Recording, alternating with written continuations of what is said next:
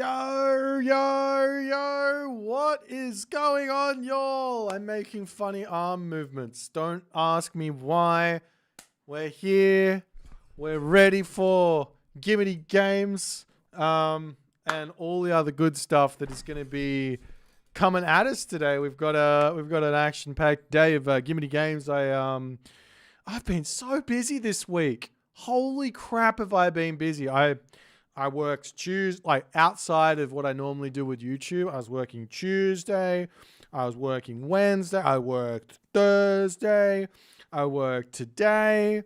Tomorrow I've got off. Thank God. And then Sunday we got the JJJs. It's a busy week. Do I stretch to? Yes, we've got to stretch. 1, 2, 3. No, it was. Oh my God. Today, I will kick off with a couple of castaroonies as I've got a special one to start the stream off. So those of you early birds get to enjoy this shenanigans. No surprise, no spoiling of the surprise, but let's do it. Nah, let's just do it. Let's just do it. What's the worst that can happen? Hello there, Keto. I've missed you. I hope you're in a happier place. It's not possible. If you're not playing Age of Mythology daily for like 6 hours, it's just going downhill. Is that not correct? Let's do it. Let's watch a Gimity game. Because guess who's playing? Boom.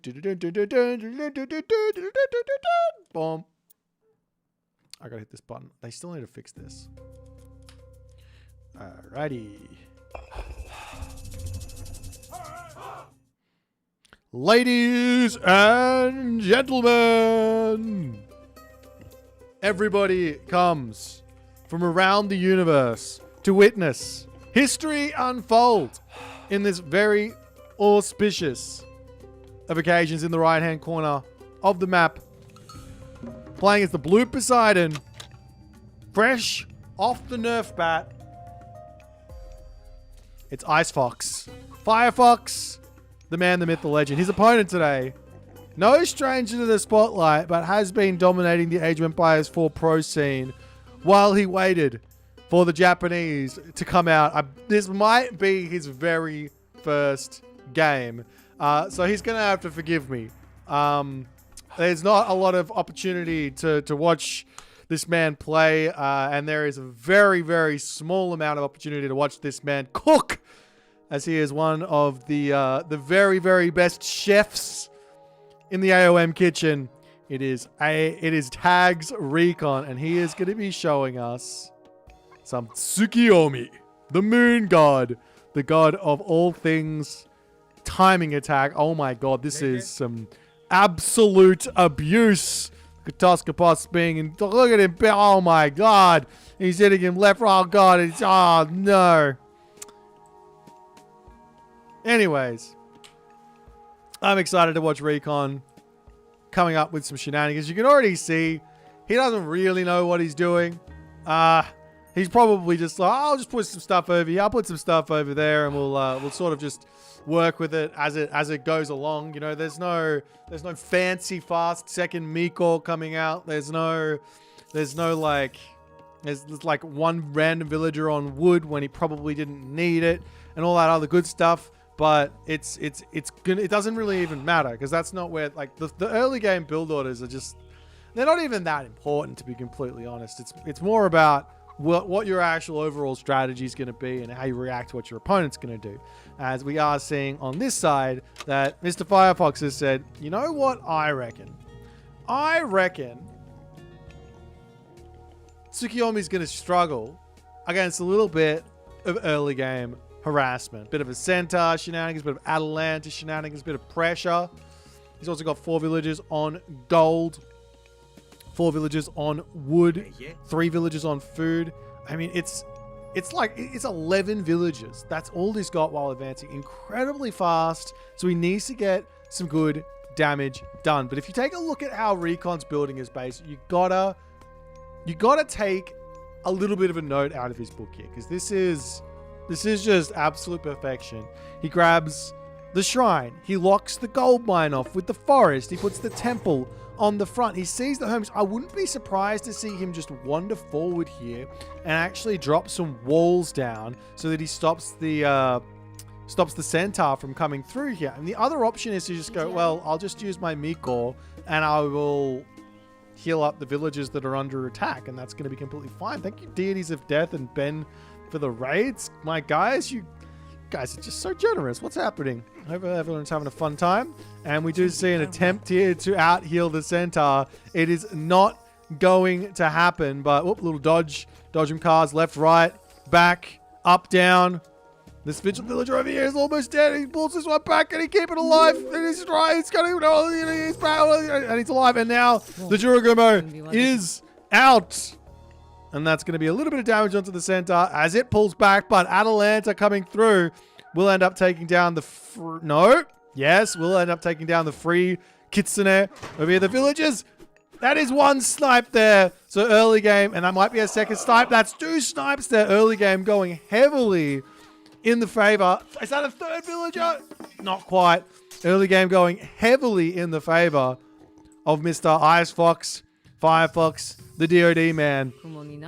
The Juragumo taking just a little bit more pain here as the Miko coming in saying, hey, let's just sort this out. Trying to heal everyone up, getting himself some HP back. The villager trying to finish off this stable so that he can at least get New Moon down. And he loses another villager. An absolute nightmare of an early game here for Recon. He's also grabbing himself watchtowers. And you can kind of tell Recon has not been hiding and practicing. This is probably his first game back. And he's learning the hard way that this Age Mythology, a brutal game. You got to be quick, you got to be fast, you can't be making those mistakes against these top players. But we'll see if he can bring it back. He is down 7 villagers. 7. 8. An absolute nightmare.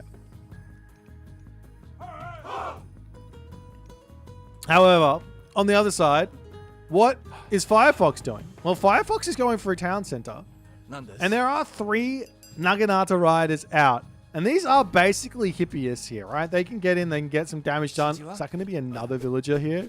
Surely it's not going to be another kill. He tries to keep it alive and it falls at the very end there. The Miko heals are just not cutting it at the moment. The cavalry coming into the main base of Firefox. He needs to get some real damage done. That's a villager kill. It's going to be a bloody game here. It's going to be an absolutely bloody game. Did I? Oh, I totally did. Hold on, let me fix that. Is that fixed? Yeah, that's fixed. Sorry. I had the friend and foe colors on. We'll see if he can bring it back as Recon is now running across the map. He still hasn't used his new moon tech. He's trying to snipe villagers. He comes in here. There's a villager onto the favor there he could have gone for. He's just charging forward, trying to just cause idle time. Town center for Firefox is finished up. We're also going to be seeing Lord of Horses coming through. That's the granary for Firefox. On the way up. Hippias out in the middle here. Gets sniped. Centaur gets sniped. And I think that one's going to go down as well. He's leaving a couple of Naginata riders in the main base for the time being. Does Recon know if the town center is up? Answer is he doesn't. He doesn't know the town center is there. He does have the Naginata rider over on this side to keep an eye on that one, but he needs to check this town center out to know what he's actually playing against. You could probably take a guess right now and say, yeah, there's not really that many military units out. I'm surprised I'm winning on military at the moment. So maybe we are up against that second town center. But nonetheless, comes in, picks off a villager here. He is slowly trying to bring himself back into this game. Comes over onto the food here. He is all over Firefox at the moment. But Firefox is doing a good job of pulling villagers, getting everyone defended. New Moon now coming down. And he does actually drop that now over onto the stable. As he's going to be getting himself some medium Naginata riders, he decides, all right, yeah, this is worth it at this point. He's trying to just get as many kills as he possibly can up onto this side. Atalanta going after those medium Naginata riders will end up losing that fight, so has to pull back.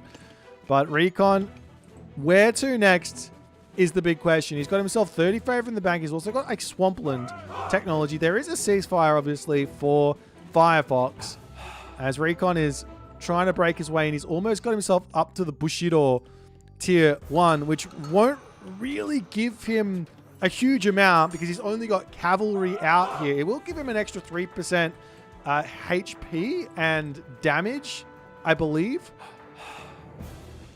Not just damage, an extra 3% damage onto those cavalry as he does come up onto the top side here, pushing villagers off of this position as well.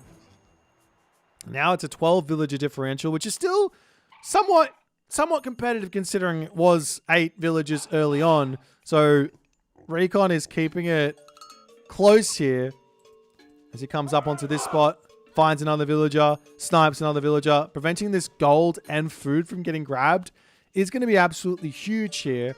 As Firefox, he actually can't really afford to get himself out these cavalry. And not only that, the Naginata riders, when they get that 1.2x versus cavalry, end up being just a better version of the Hippias in the like cavalry war. So pre that upgrade, I can't even remember, Sashimono Bannerman, pre-Sashimono Bannerman, as the let me finish this. The Swampland comes down, ceasefire also comes down, but pre-Sashimono Bannerman, the Naginata riders lose to the Hippias. It's close, but they lose to the Hippias. Post Sashimono Bannerman, well, they win. So it does make a lot of sense in this matchup to get this technology out nice and quick. I don't think he had to use New Moon on this though. I think it might have, considering the way he opened, he probably could have gone a little bit of a different angle, but he does decide to charge in here, take this fight, taking down 2 villagers over onto this position before engaging with the rest of those Naginata riders.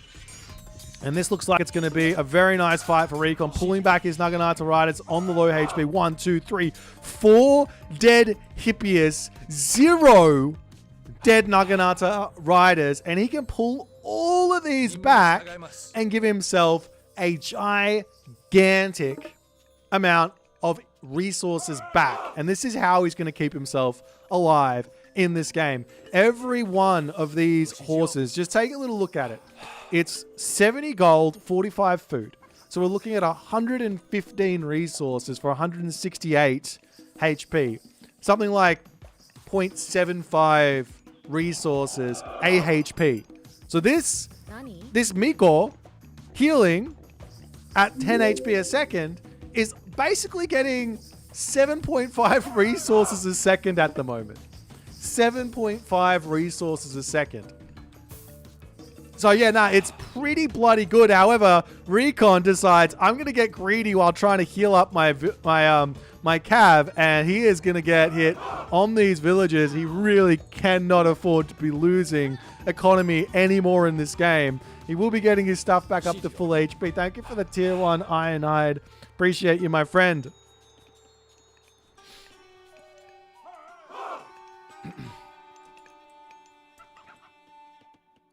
As the Atalanta and Hippias searching around, trying to find some things. All the other good stuff.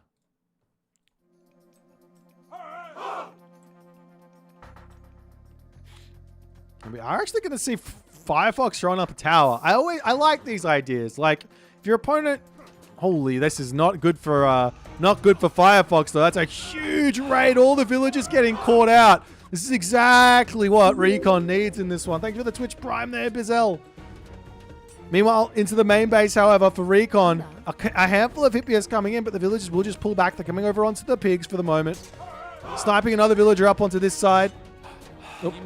For some reason, this Hippias just decided that it wanted to go into the Greek stable. It kind of thought it was a Hippias. But it's not. It's a Naginata rider, and it says, no, you're not... You might be sneaky, but we know. Anyways, the double watchtower's up here, but the backside is the one that's open here. There's no towers hitting this position. As Recon spots this, the towers do have Cran, and in seeing this, he's going to have to start thinking, well, maybe I can't raid anymore. At least on this position, he can't really raid. The towers are going to do a lot of damage. There's 3 towers coming through. That's a lot there. And only a handful of hippies. We'll see if it's going to be enough. The villagers, do they have their upgrade? They don't have that upgrade survival equipment. If you had that, it would be absolutely huge. Charging through onto this position, though, all the hippies are falling. More hippies coming in on the back. The villagers now joining through, and Recon just not caring about the towers. I'd have to say Firefox got the better of that deal. There's 563 HP. Killed 3 Naginata riders there. He did lose a handful of hippies, but Recon's got to be careful fighting underneath those towers there. But he does have a huge amount of numbers, though. Like 3 towers versus 30-ish Naginata riders. I wouldn't be too scared in that situation, considering how many your opponent has. But nonetheless, we'll see what Recon is going to do now. He can pull back, heal back up yet again. He's still behind on villagers, mind you. He is still behind on villagers, but he is very, very much in front on military. So you have to think about this from the sort of side of Firefox, and you say, okay, so Firefox is behind 2,000 resources in this moment. And all of these units are just going to be full HP. So there's no advantage there in terms of like weakened units or whatever. So realistically here, being up 10 villages, he needs to wait like 3-4 minutes of constant income to actually catch back up on military. So there is a bit of a timing here for Recon. He needs to get some damage done, but he's got the units, he's got the time, and he's got what he needs to make something happen. And he's going to take some of that advantage right now by going Heroic Age. Deciding to go through Hachiman. He's going to get himself access to the Daimyo, which is going to be able to turn into a Shogun, which is then in turn going to be able to give him even more value in this game. He's going to get some Samurai out to do all of the good stuff. And yes, the other option here for Firefox is to get into Thracian horses, which is obviously going to be really good. But if he has access to the Heroic Age, he may as well just make some Prodromus here. So you do have to start thinking about how you're going to counter everything as the raiders do come through. They do spot the villagers on the wood line, trying to prevent them from getting out of here. They're just hanging out. They've been attack moved. I don't know what was going on there. They just sort of glitched out, I guess, as now Firefox says, all right, let's try and just run. Get back. A couple of hippies in to help out. The town center is helping out. The towers are helping out. And Recon will need to pull out of here. Might lose a low HP dude there. Not quite. Does get out. No problems. Now into the Heroic Age. Let's take a little cheeky look at this Bushido. He's about to have heavy upgrades now. He's got the hand axe coming in. The Daimyo also on the way.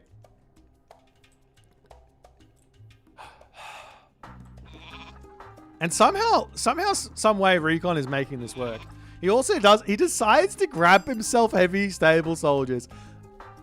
I mean, this is interesting. It's only 18 food, 9 gold. But if he grabs it at 18 food, 9 gold, does that contribute to Bushido as opposed to just unlocking it naturally through Bushido? Does anyone know how that works? This might actually be really big brain. Or it might be really not big brain. One of the two, I don't know. Anyways, more upgrades coming in. Where is the big bad Daimyo? The Shogun. Where is he hanging out? He's in the middle, right here. And this is going to... I mean, there's not really a good unit here for the Samurai to really do anything to, but... You know, it's still not terrible against the hippies, especially because it's going to be it's going to have heavy infantry, right? Super upgraded. It's not an amazing unit versus the hippies. It's not a terrible unit versus the hippies. It's just kind of, it's a generalist infantry. It slightly beats a cavalry, but the cavalry is totally fine against the samurai. If there's not that many of them. As Firefox charges in, and this Shogun is now going to start getting some real value here Every single slap he gets is like getting closer. If you take a look, getting closer to that samurai. I'm pretty sure it's somewhere. It must not be 100. Well, that's the wrong unit. Let me have a look. Yeah, I'm pretty sure it's 100 damage or something gives you a samurai. Maybe it's... Wait, hang on. Does it tell me here? Yeah, 100. There you go. I'm right. Every 100 damage dealt to units gives you a samurai. So he's getting close already at only 21. Now, obviously, it is a heroic age god power, mind you. You've got god powers like Bronze, like Tempest in the game. You've got Curse, which just removes 800 resources from the game. So, yeah, I mean, it's kind of, it is what it is. There's Firefox. Still trying to push. I think he hasn't quite realized the situation that he's in, which is in front on villages, in front on economy, behind on military. So when you're behind on military, you want to sit underneath your defenses as much as you possibly can and defend everything. But he's going to be charging in here. He decides to drop the bronze. Units not able to punch through here and actually take the fight. Miko actually in the army for Recon. I'm actually not surprised about that in the slightest. Get some healers in your army and you can just heal wherever you want. But nonetheless, the castle now under attack as the heavy Naginata riders coming through, and Recon is ready to get some sort of a surround going here while fighting underneath the castle, while fighting just after the bronze expires. This could be a very, very good fight for Recon to move forward. He can probably... Can he go through the castle? He can. He could garrison through the castle, get over on there and chase away, but he decides against that one there. Pops out of the castle, goes over onto the gold mine. And he is off to the races here, ladies and gentlemen, as the wall's coming up for Recon.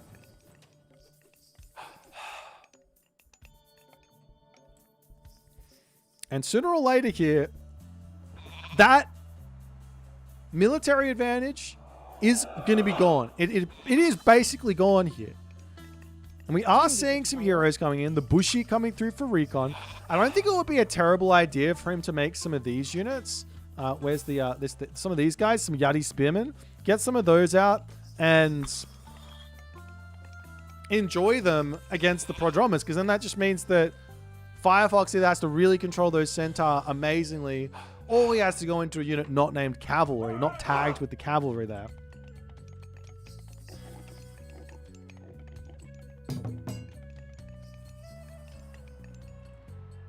Now we got 3 town centers up for Firefox.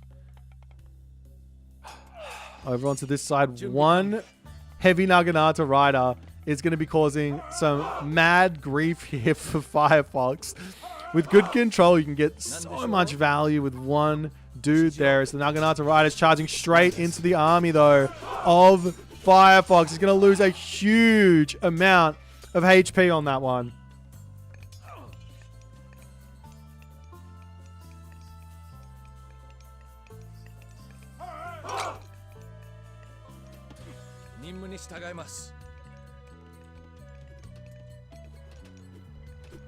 As the Prodromus coming up here, jabbing away, taking those Naginata riders down.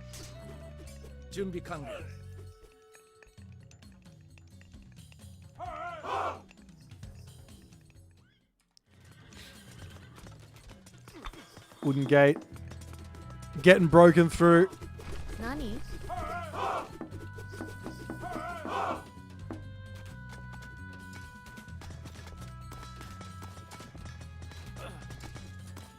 Can Recon defend this is the big question. He is going to the Mythic Age. He doesn't particularly want to fight right now. The Bushi gets some nice shots there onto the Centaur in the back, sniping every single one of them. And all of a sudden, Firefox is in a retreat here, losing huge amount of HP. Still doesn't have himself that heavy cav. He really shouldn't be taking this fight just yet. Does he at least have Thracian horses? He does have the Thracian horses here.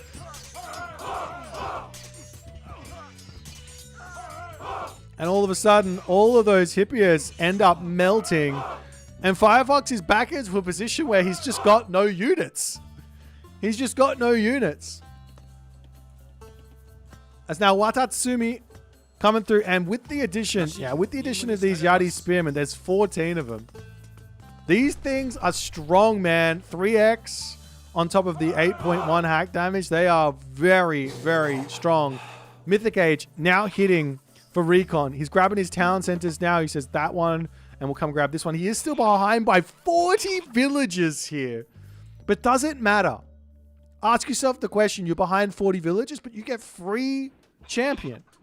You get free line upgrades.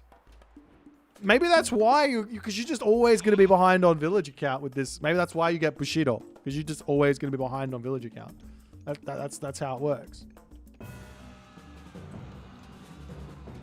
Meanwhile, trying to break through up onto this top position. The fortress is here. The fortress is getting some big damage. Another fortress actually coming down for Firefox. He's got himself the Shinigami as well, breaking through the wall to take down the fortress on the back. Down onto the bottom side. The wall coming up here for Recon to finish this one up. The cavalry will be able to break through here, it looks like, but the palace is still in as the villagers on the top side getting sniped down.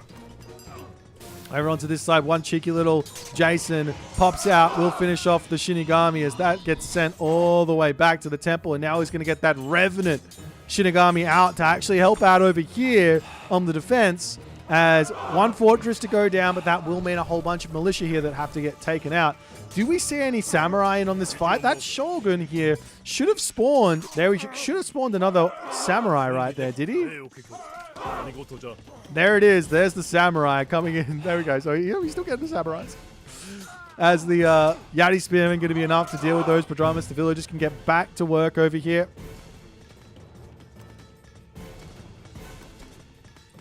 And the fortress going down as the villagers back into the main base for Firefox. He does have a gold mine down the bottom. I just want to see him go into some different units. Like I don't think you can just play one comp versus Japanese. I just don't think it's possible. I don't even think that the Japanese can play one comp versus other civs. Maybe Japanese versus Japanese. You can just go like pure samurai. No, I don't even think you can do that because you've got the archers and things like that. Anyways, I think he's got to go into something else. Hoplites. Get some Hypaspis if need be. Get some Toxotes if need be. But Recon is just all over Firefox at the moment. Losing villagers over onto this side. Why can't Prodromus beat Samurai? I don't know, man. The boiling oil in for Firefox. He's trying to defend this with buildings. I like the idea because he's just got such a huge villager advantage that he can just keep on spending and just keep on defending. But this will mean that Recon can just continue to get damage done. And then he can take a town center. And I mean, he's basically already... How are his upgrades going? He's got full... He's got full copper.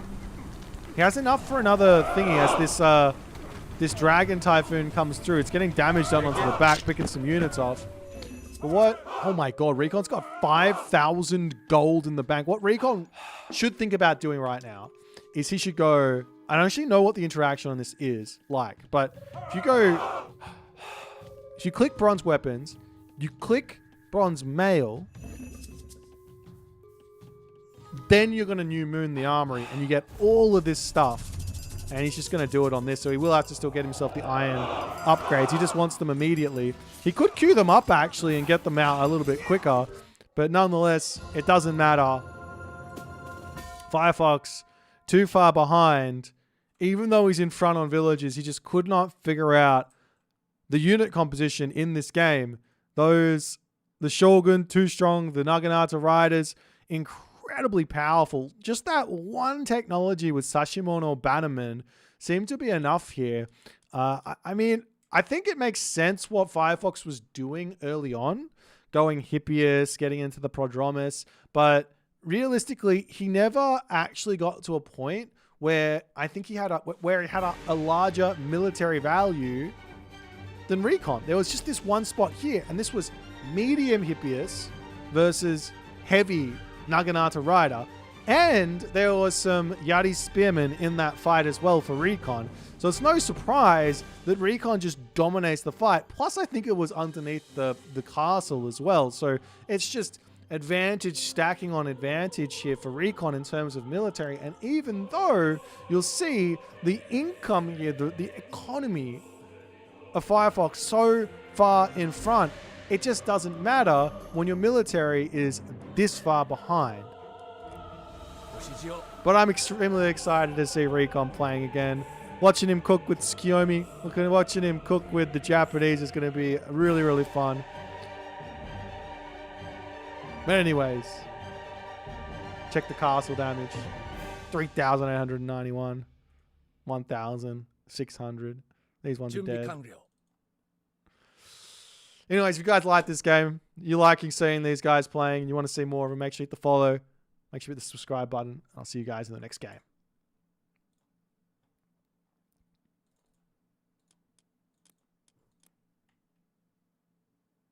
Yeah, you can check damage dealt on your buildings and your units and everything. You just select them all and it tells you all your damage done. Like, yeah. There's another Recon game. Do I just keep on casting Recon? Is that what we're doing? Is that today's day? Today is, what's going on, everyone? My name's Recon Fan.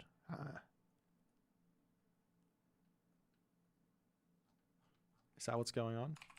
Let me see if I can find... I can only see one Recon game. Or is he playing versus Zodiac at the moment? I'm sorry, I don't care. I don't care. I'm just gonna put it out there. I just don't care. What I do care about, however, is I want to watch Moscow. I want to watch Moscow. Now, which Moscow game do I want to watch is the big question. I did download that one. Let me click on him again. Actually, I think I already have it. Wait, did I already download it?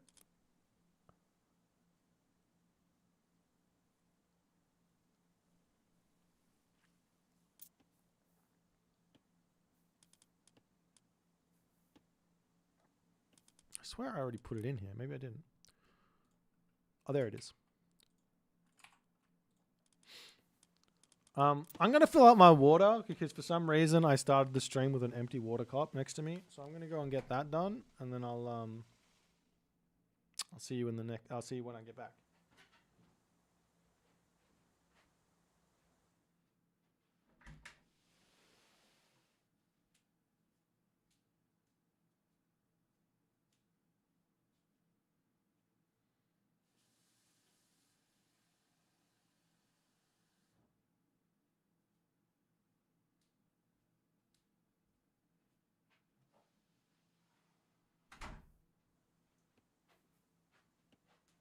Also, do you guys like my shirt? I don't know if you can see it.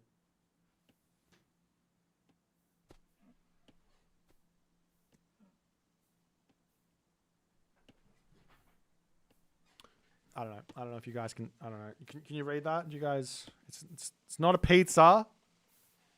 It's Nande yane. I did that with the pizza thing because you said in Italian. Nande yane. Nande yane. Yesterday I said I wasn't feeling. Yeah, I went to bed at like 12:30 when I normally go to bed at like 4, and I woke up at like midday. It's crazy. Nande yane means what the fuck, basically. What the hell? What the fuck are you talking about?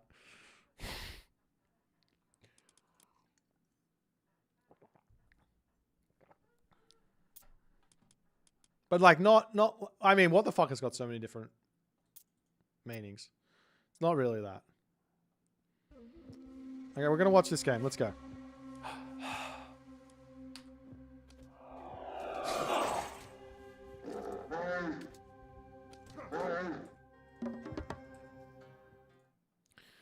Ladies and gentlemen, boys and girls, assorted members of the jury, everybody and their mum gathers here today to watch the highest ranked Age Mythology player risk his precious rating points on the pursuit of proving that Susanoo does not belong at the bottom of the win rates. Everybody just sucks. The god is amazing, and we're going to be watching it right now. I mean, look, I've said it once, I'll say it a million times. You can't give a god an S-tier god power. A god power which disrupts an enemy army for the low cost of 15 favor, and it not ever be anything lower than S-tier. They did it with Uranos, and now they've done it with Susanoo. It's got to be an S-tier god. I don't see another way that it'll work. This god's completely busted, needs nerfs, even at the bottom of the win rate. His opponent today, here to prove why I'm right and everyone else is wrong. It's Zooked. He's playing Gaia. Okay. Let me start with one thing that, I don't know. Look, here we go. Okay. All right. Hang on. Let me unpack. Ugh, I can't speak. Let me unpack one thing that I find when I'm learning a game helps me a ton, or learning a new civ. What helps me a ton is literally watching other players play and figuring out other things that they could potentially have done. Because you can think about all their other options. When you're playing, you're so zoned in onto just doing the little things right that you're not thinking about the big picture, which is what you get from watching a recorded game. That's partly why I really love casting so much, because I get to actually see the big picture a lot more. But anyways, we are going to be seeing Mosca dropping the temple down. We are going to be seeing coming over here. One thing that I've been enjoying playing both Susanoo and Tsukiyomi is a fast second Miko. So similar to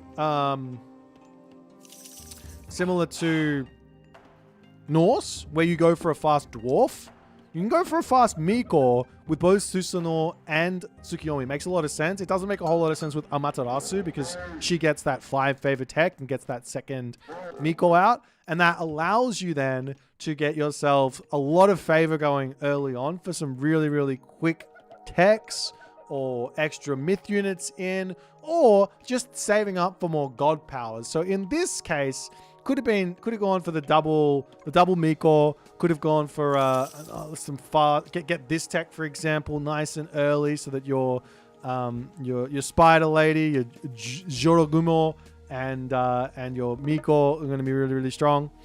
Not Miko, Kitsune going to be really, really strong early on. But it looks like Mosca says, I want the fast classical age. I want to feel a little bit more secure with what's going on. And we'll go from there, as he does get himself to the next age nice and quick. And then he's actually will be grabbing that next Miko here as well.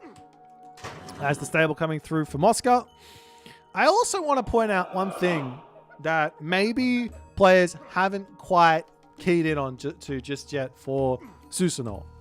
And, well, first and foremost, Mosca here using that Kitsune for amazing value. Sniping oracles is going to be really nice. I can imagine that Susanoo is going to be amazing versus this. And you might even have to just heroize all your oracles versus this, because it's going to be annoying. Those wolves are just going to come and kill you.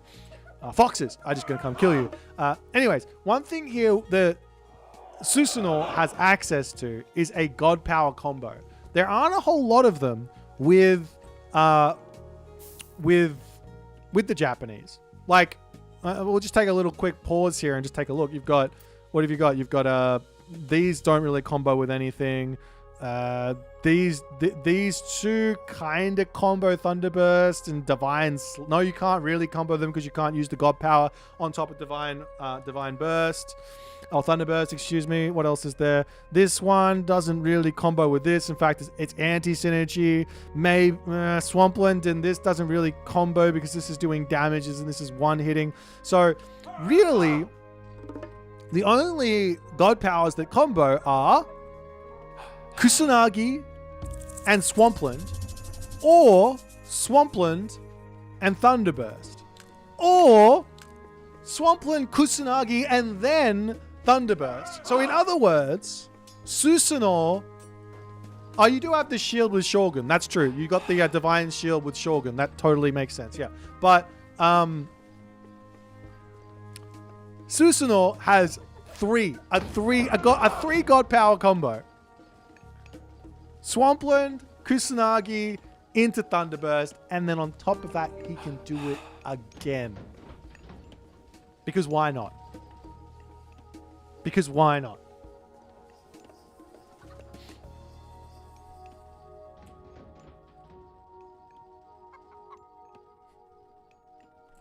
Anyways, that's my spiel. As we are going to be seeing a dojo coming up, it's going to be some cav coming through for Moscow as he's just trying to get some nice early game raids in here. But good defense here from Zook. He is on top of his lush. His villagers will heal back up. He is grabbing himself catapulties. He is making himself some automaton here as well. Now, I'm going to level with you. I don't think Leto is the right call versus Japan. I just don't see it. They've got Miko to defend themselves against any sort of raids, and then they've just got the Onnamusha, who are just going to be basically one-banging those automatons, and they've got multiple of them.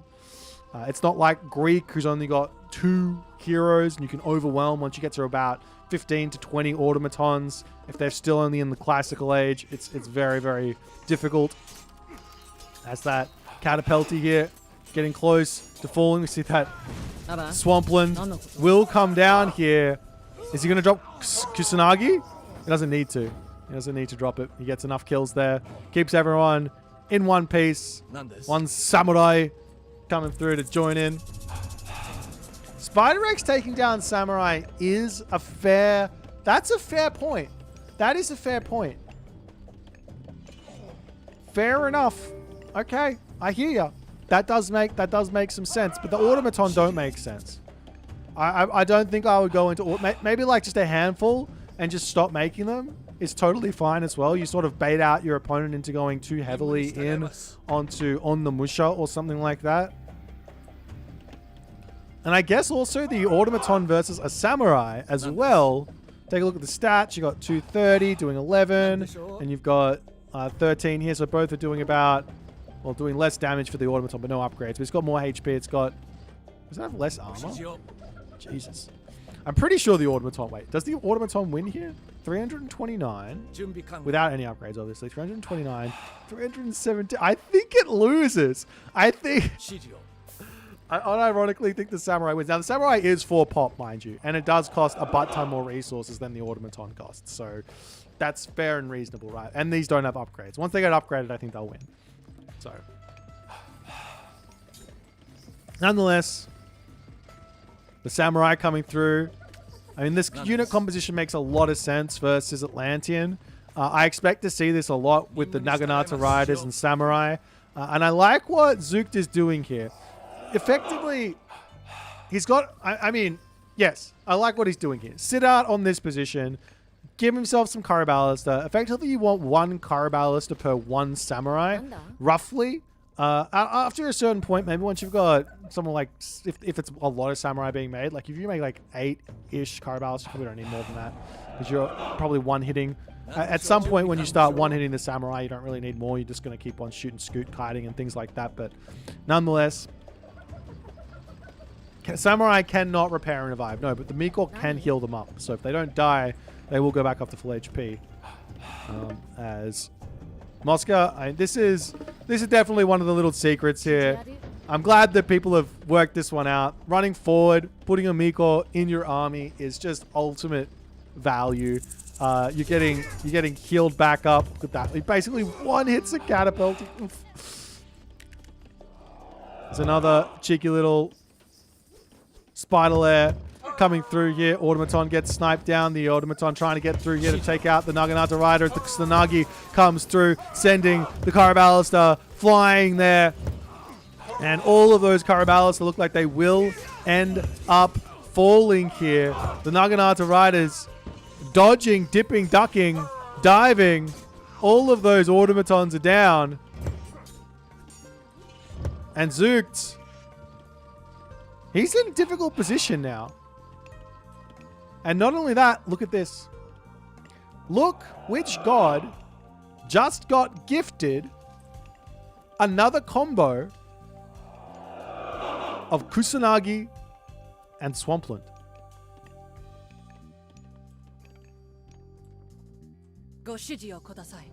That's exactly right. What she said.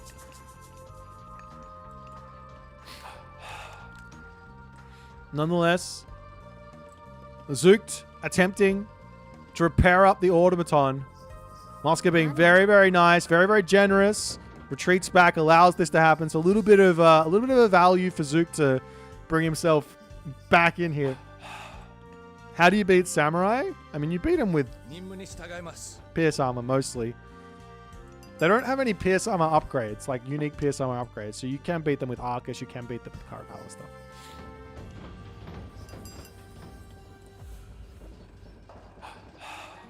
As Hujin is pre-queued now for Mosca. He is going for this one. I'm surprised he's going this way. He might just want to make Oni. Like if he makes a whole bunch of Oni. Or is it Oni? I think it's Oni. Is it double O? Or Oni. Oni. Oni. Oni. Anyways, he might be wanting to go for Oni here. And personally, I think the Oni is really, really strong as well. However, I'm actually, if he can Fujin the front line, if he can, what's it called? The howling gust, the gale, what's it called? I can't remember. Smiting gust. If he can smiting gust the front line away and then just rush in onto the Karabalas, that could be absolutely brutal. The yeets. Yeah, if he could just yeet the front line away, then he could just kill everything else off. Anyways. Zucht. Looking like he wants the town center. I don't know if I like the town center grabs here. He's almost got himself to Bushido tier 2, which will give him the... Is that heavy? Is he going to get another 75 favor? It's going to be a lot of favor. He's going to be enjoying it. Oh, one samurai. Dodging, dipping, ducking, diving, dodging even more. Smack getting smacked. Will it die? It goes down. Okay. But he's about to have himself an extra 100, or sorry, 75 favor. He'll be up to 200 favor. Do you just throw down? Oh, what's a... You cannot wander forward there. I was going to say, do you just... There we go, he gets it. Do you just drop a second temple down and spam myth units here? Or is it God power spammage? Those are the questions. Those are the big questions.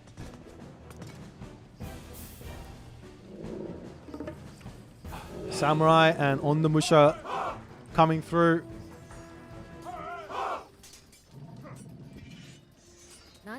We're onto this side. A little cheeky Terma getting sniped up there.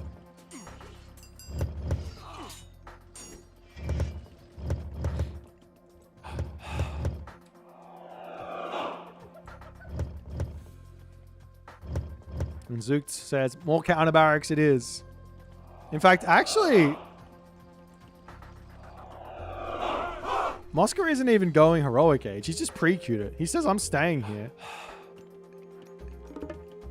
I mean, here's the thing. Swampland, I mean, if he gets some nice spawns, he can kill off a lot of those Karabalista for very, very cheap. And then he can Kusanagi them as well. Wandering forward, the Karabalista getting a huge amount of value here.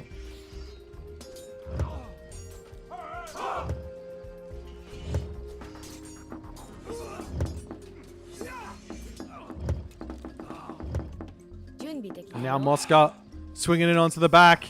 A huge surround coming through here. Does he drop the Swampland or not? He puts the Kusanagi down, but no Swampland. Now he does. Those automatons will get erased by the Ondamusha. The Karabalista get cleaned up. And Zucht makes a devastating mistake right there. Pushed too far forward, got caught out. You never want to get surrounded when you're playing with Karabalista. They are a unit that needs a front line. You need something to block for it. If it's getting attacked, it dies.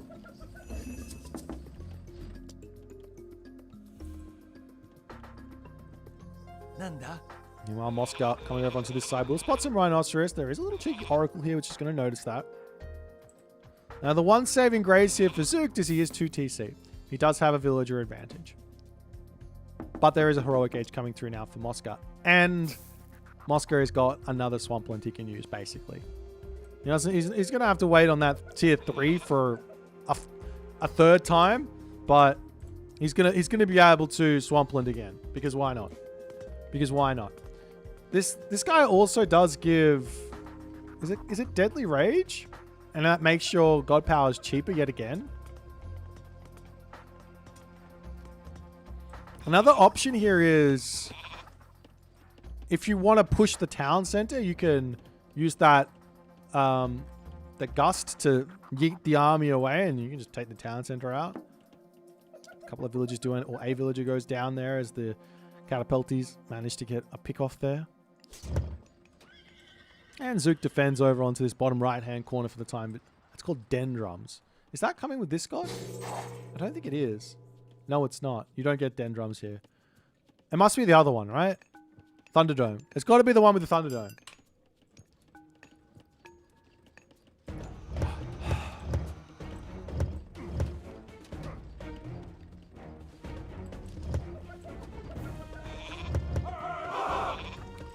As the Oni mask is coming in, and we are indeed seeing Mosca say, it's time for some Onis.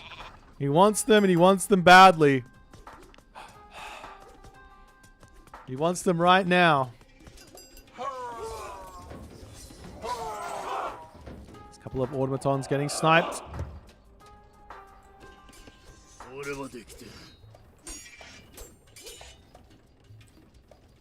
But Mosca's still taking it quite slow. He is falling very far behind on villages here. I mean, his military might is just going to be very difficult to beat right now. Look at the difference. 6.1k versus 3.5.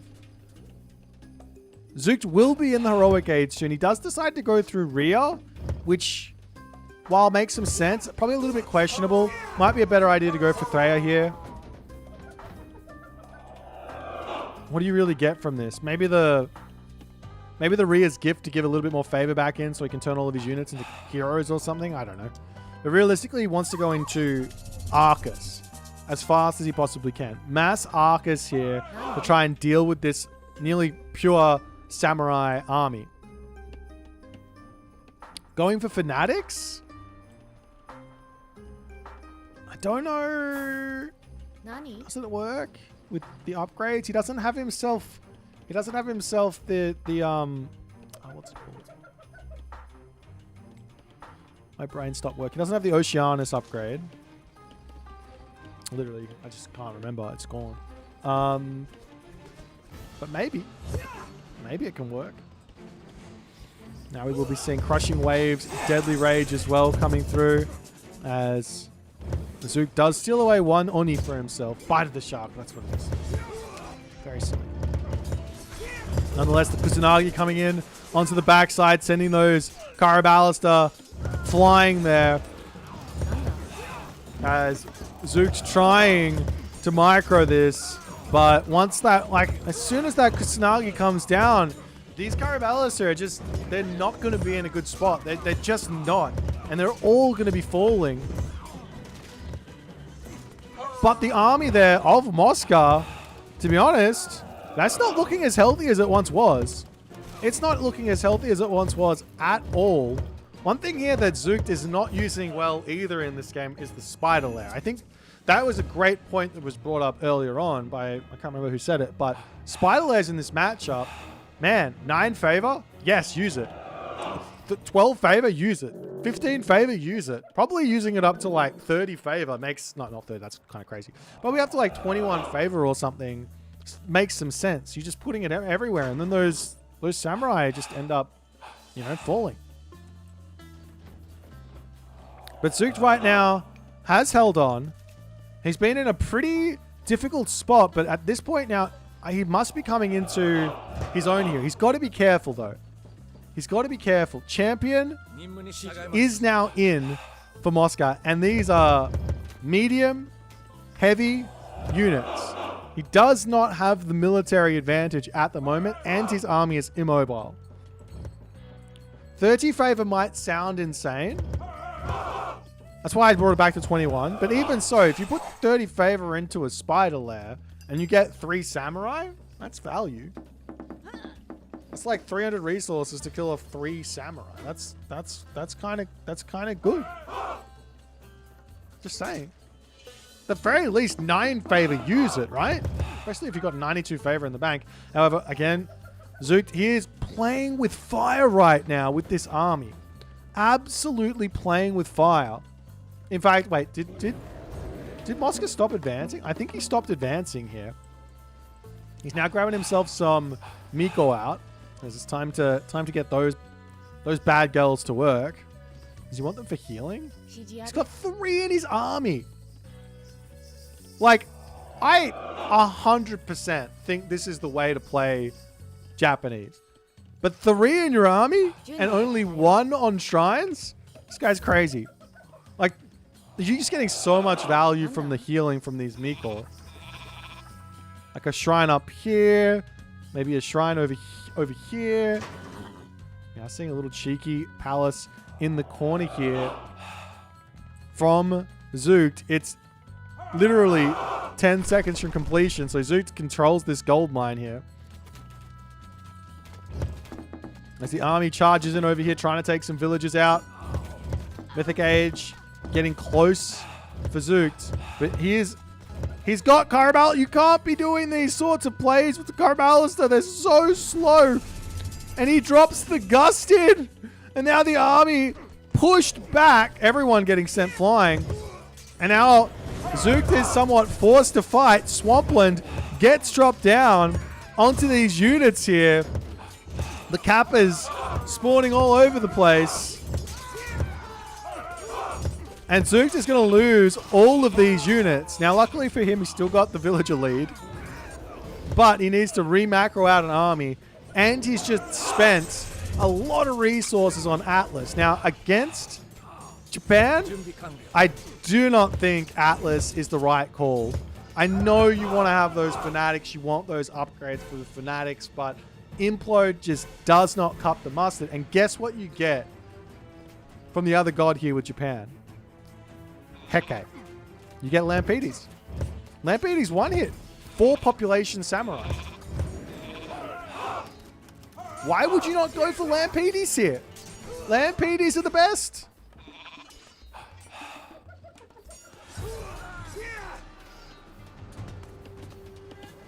As Zook pulls back.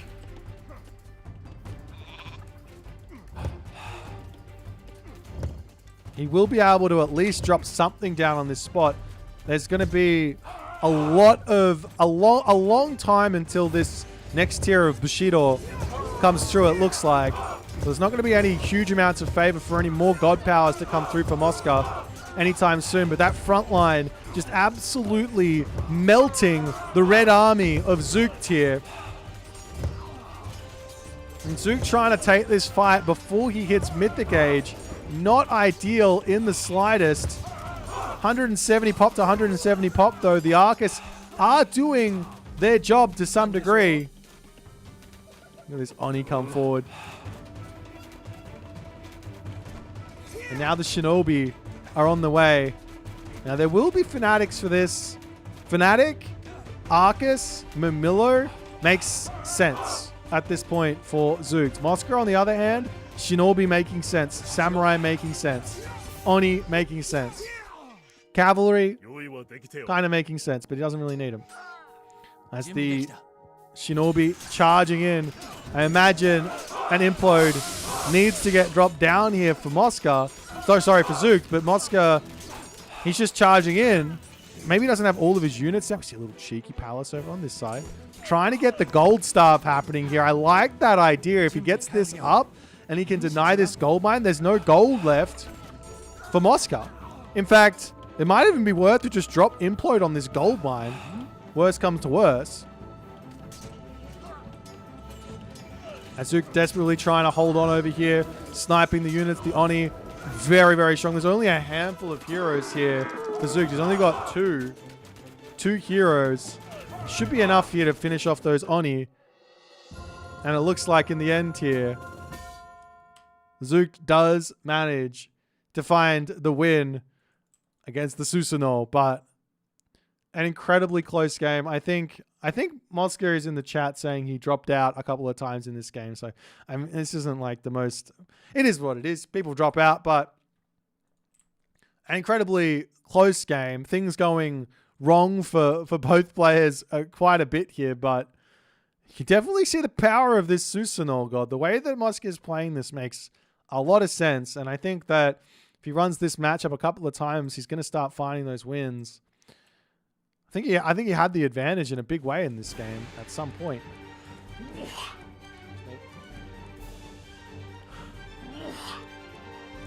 Yeah, he kind of did.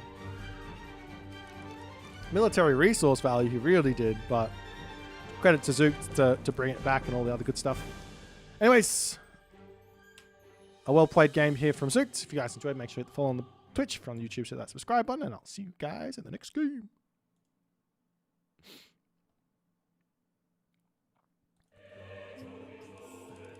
He didn't even use Implode. Surely not. Surely you go Hecate against... Surely Hecate. Hecate just makes so much sense.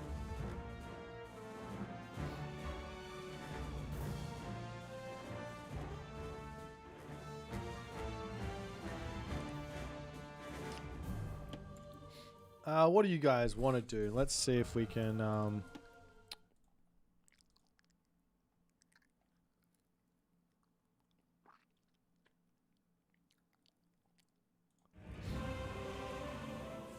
Let's see if we can find another game.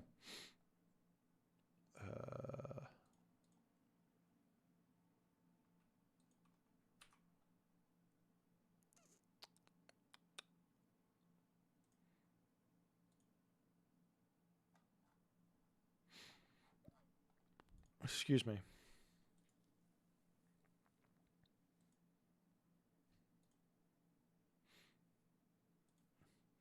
How's everyone going? What's been happening? You full support the Lampedes strat? Of course. Lampedes for the win. Loving the DLC so far? Yeah, I mean, it's a lot of fun. Do we want to watch this one? I'm kind of on the Mosker bandwagon. I want to see how Mosker deals with all this stuff. Is this the right god? Ameno Uzume is the one that gives... Yeah, it is. Because Mina Katatomi is the one with that. I'm trying to remember them all.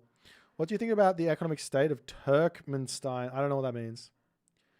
I don't know what that means.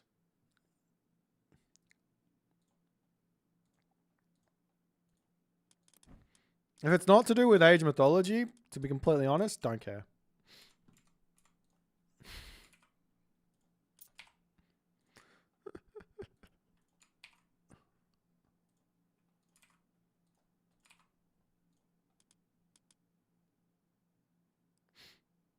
You've been playing the new Arena of the Gods mode. It's quite fun. Oh, that's good.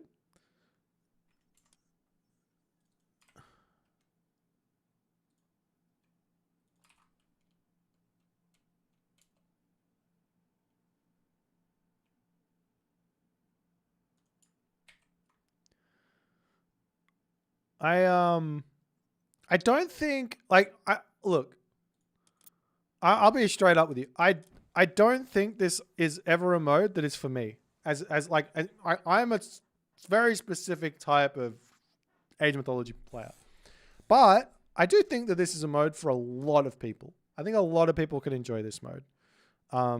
So the only way that I would ever be interested in this mode is if it was very, very different from Skirmish.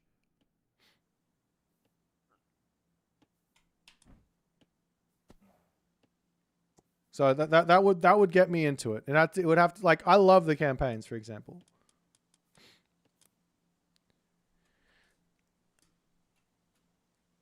Koning, what are you talking about right now? We gotta, I just don't at me, okay? Don't at me.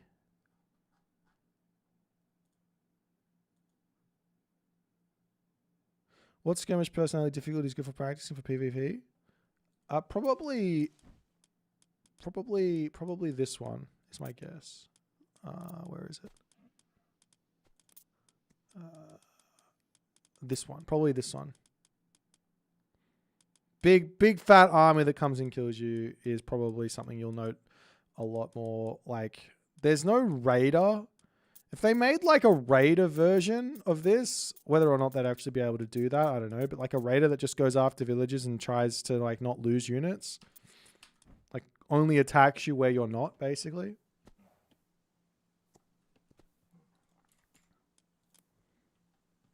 Koning's having a go at me. What a jerk. Alright, let's watch another game.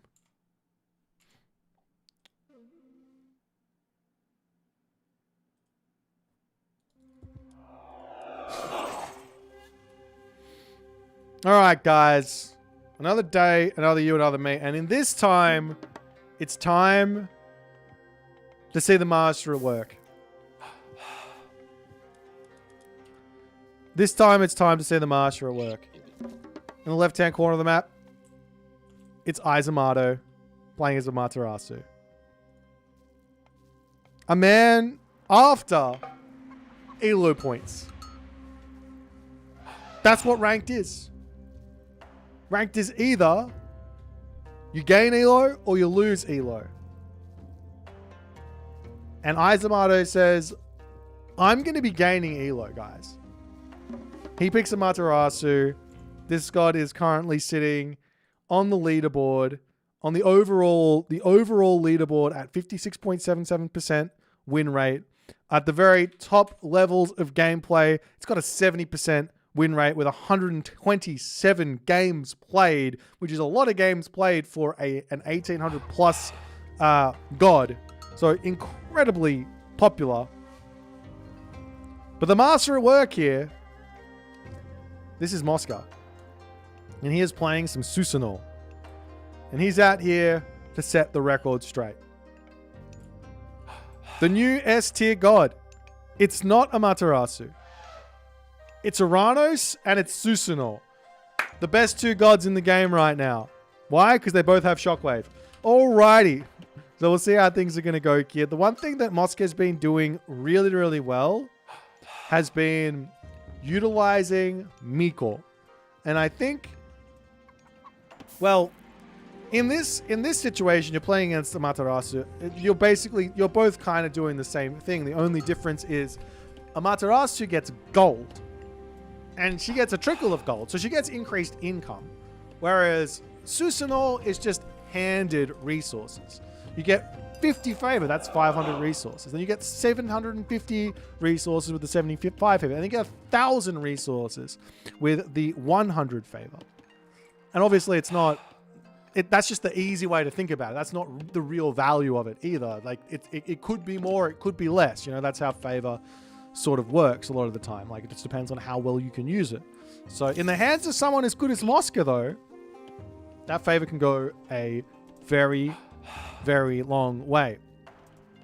Nonetheless, what we have been seeing from Amaterasu and why Amaterasu has been having such a crazy good showing on the ladder is because of this god, Ame no Uzume, the Weasel, the Goshin Boku, and the Solar Shield.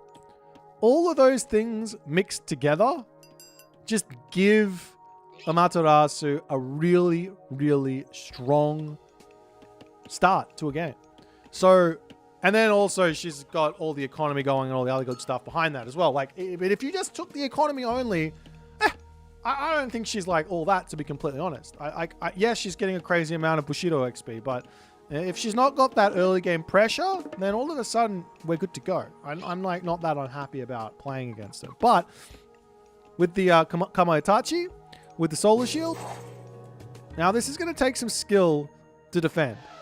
So I'm very excited to see how Mosca is going to be going with this. He is going through Inari Okami, which I believe is like some gods have got like a 90% pick on a minor god and a 10% pick on the other minor god. And that's just how it goes, right?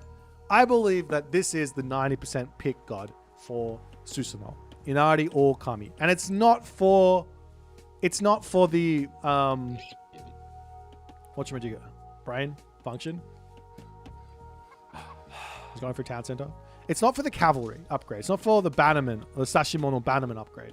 As the weasel comes through. What's it for? It's for this god power, Swampland. And also in some matchups, this unit here, or even maybe this unit here. You also get the Wisdom of the 9 technology here, giving yourself those 9-tailed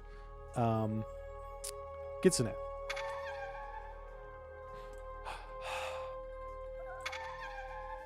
And we do see a little cheeky house getting dropped in, trying to make life very, very difficult here. We see the Kusanagi coming in, sending them flying. But is he going to be able to kill it? Okay, all the villagers are alive. The Kametachi gets sent packing. An interesting usage of that god power there. Up. Kametachi down. Tango down. Tango not down. Tango almost down. The Kitsune here doing work, to be honest. This Kitsune has done absolutely... Look, he's down to 22 HP. If this guy isn't going to turn around and fight, then Kitsune is just going to be able to just kill this guy. Makes perfect sense. But now, goes back home, goes into the Goshinboku, and it will be taking quite some time for this one to come back. Respawning takes 0.5 seconds per resource cost. So, this guy is 240. So it's going to take... I'm not going to try. I'm not even going to try and do that math. It's like 2 minutes, right? It's going to take 2 minutes. 2 minutes to respawn. Is that right? Did I get it close? Am I close? Anyways. Samurai coming forward, trying to knock down houses, knock down temples, and all the other good stuff. Do you get Bushido for this? For whacking houses?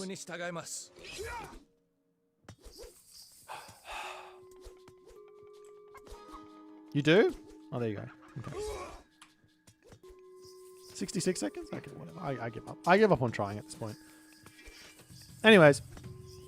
Mosca has his second town center. He's in a nice little defensive position now. Villagers pulling back into the town center here. Kametachi goes down as well. So far, so good for Mosca. He has defended. And he's also able to... I didn't even know you could do this. You can not only can you build the temple, you can obviously repair it with the Miko. Because why not? As the Jorugumo to come in.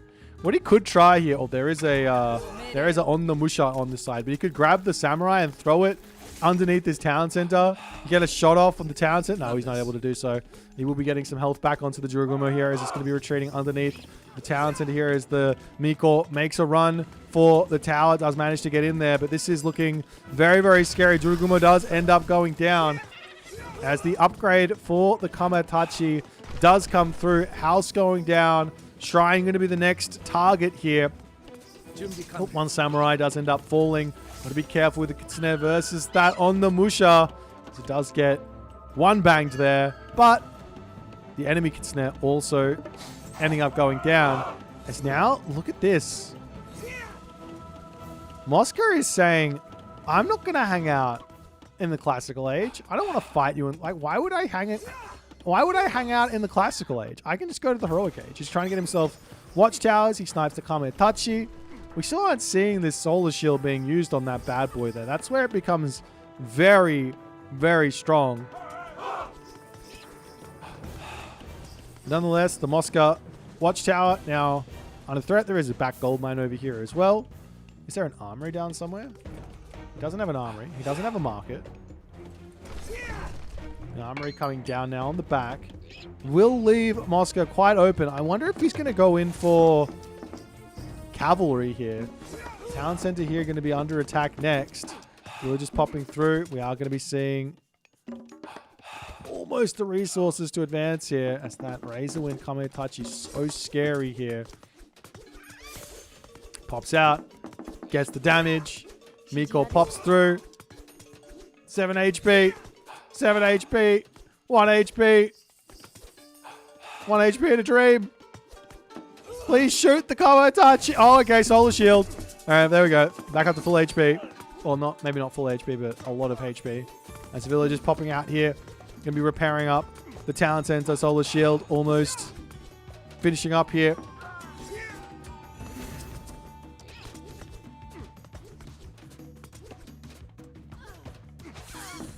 So villagers diving in, another Miko to come through, and that should mean the Kamehachi ends up falling, but he will just respawn after another minute goes by. But the Heroic Age has managed to come through for Moscow. He's managed to defend with next to nothing here. He has managed to defend with next to nothing. He is up 8 villagers with 0 military. He does have the Mikos, obviously, but now the Samurai coming back in. Izumato trying to micro this one to dodge some arrows. I mean, you're playing against Moscow. He's not gonna just allow you to do that. But nonetheless, we see the stable is in. You have to imagine this is going to be for some horse archers here. As the medium samurai over here diving onto that Miko, getting sent back. Diving into the town center. Do we see those do we see anything? I have no idea. I mean, there's so many units just getting idled here repairing the town center. And Izumato, maybe, just maybe, overstaying his welcome here. Now, the only problem for Moscow is he doesn't have a single myth unit out. So he's getting 0 passive. Though he could throw a temple down and he could be okay. It's now the white horse. I'm going to keep calling these white horse cavalry because they're on a white horse. But they are not that. They are Yumi horse archers. Yumi horse archers is in.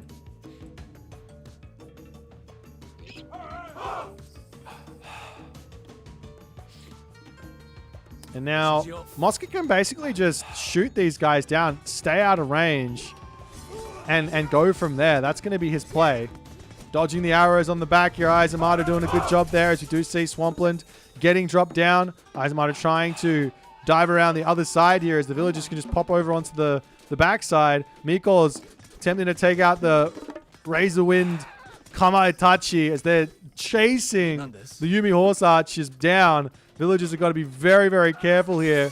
It's a big splash there onto those Yumi horse archers. But Samurai coming through, losing their lives to this Swampland. Absolutely huge.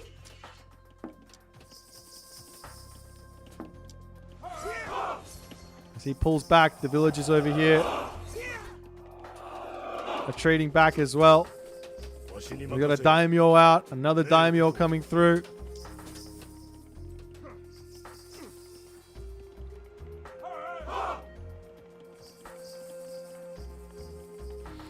I don't usually watch pro matches, but why doesn't Blue just pick up the villagers instead of attacking the town center? Good question. He probably should be trying to kill off the villagers. But he doesn't really have the mobility to do so, because the villagers are just bounced across the other side of the town center and repair. I think.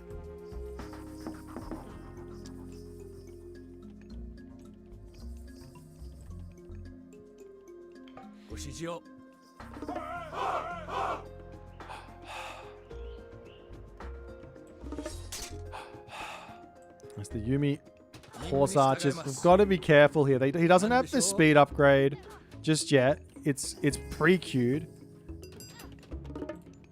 Now it's coming through. Once he gets that speed upgrade in, I think he's going to feel a lot more comfortable scooting against those samurai. And Izumato is going to need to start thinking about what to do next. Whether that be make some cavalry, make some Yumi archers. Yumi archers can kind of counter the Yumi horse archers. They can space them a little bit. Or do you go in for Shinobi in the Heroic Age? As we are also going to be seeing Raijin coming in. And this is going to mean some Thunderdomes, some Raijus, and all the other good stuff.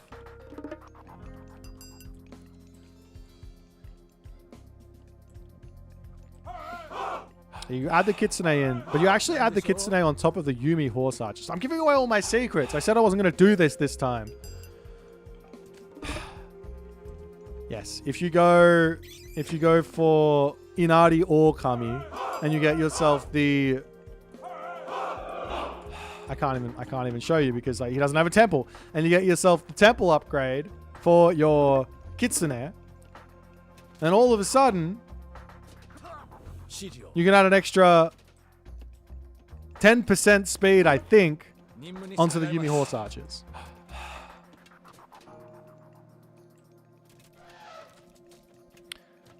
Anyways.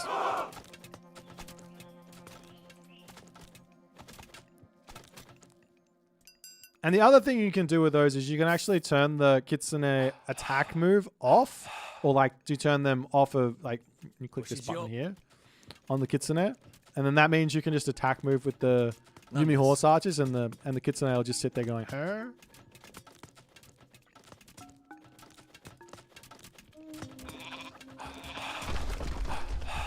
There's now some Shinobi coming through. Mosca does not have the front line just yet to deal with these Shinobi. He needs something there. And generally, I think the answer is just add some Samurai, because they'll be able to front line for the front line for this Shinobi, like the Yumi Horse Archers, and block those Shinobi from cleaning them up. And you can just sort of smack them as they run in and kill them off.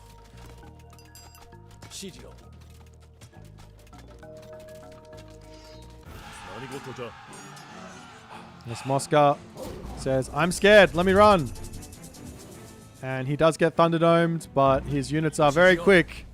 5.3 speed. He's just going to run away. He's like, see ya, I've had enough. It's been fun. Goodbye. I lost some HP. It's not a big deal. He does also have this technology here, or God Power here, Smiting Gust. You can use that to bail out on these sort of positions as well.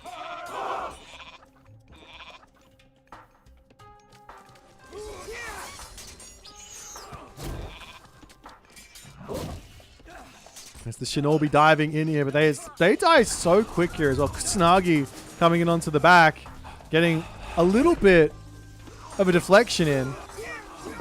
Villagers almost going down over onto that side, but now the shoot and scoot should continue. There is almost enough Bushido. There he goes. He's now got himself enough favor for another Swampland if he wants to, and he can literally just shoot and scoot here for days. Yes, this is an 0.9 attack speed unit, so the attack interval is a little bit less than you would actually normally feel. But Samurai now charging into the main base, trying to go after the town center yet again. I wonder if we'll see that Swampland coming down on defense or not. There's a little bit of a jukey there. Fakes right, goes left. Back into his main base, just trying to snipe down these units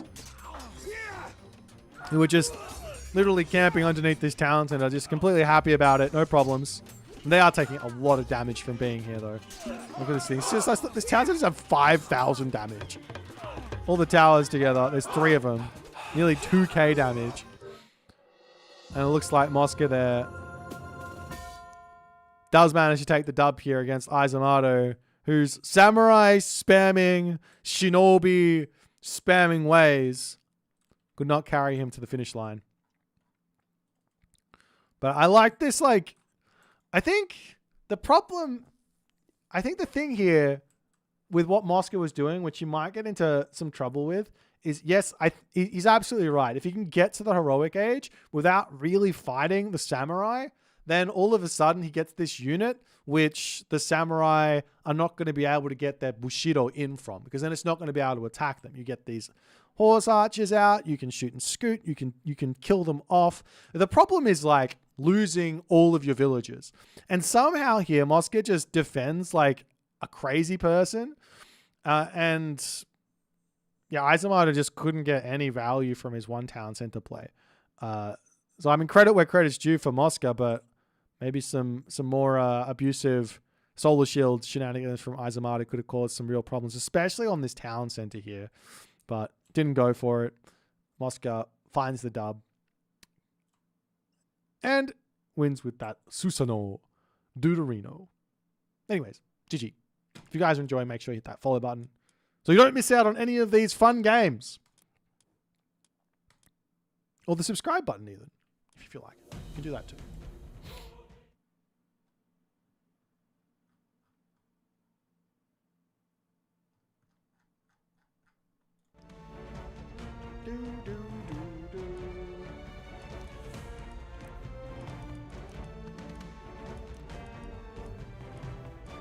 I'll just turn this down a little bit. You're a new player. Welcome. Good night, Ben. Never been into RTS, but getting into it now. I mean, of every RTS game I've seen from the Age of Empires universe, from StarCraft universe, from the Warcraft universe, from the Command and Conquer universe, it feels to me like Age of Mythology is probably the most beginner-friendly, like, transition RTS from casual into like a multiplayer type thing out there. I think that's fair to say at this point. Pegasus signed up. Hype me up. Hype, hype, hype, hype, hype. Yes, Pegasus. I put a love heart react. My favorite player signed up for my tournament. I love that. Hells yeah. I love it when my favorite player signs up for my tournament. Well, it's not my tournament, for Gerbot's tournament, but the tournament that I'm going to be watching.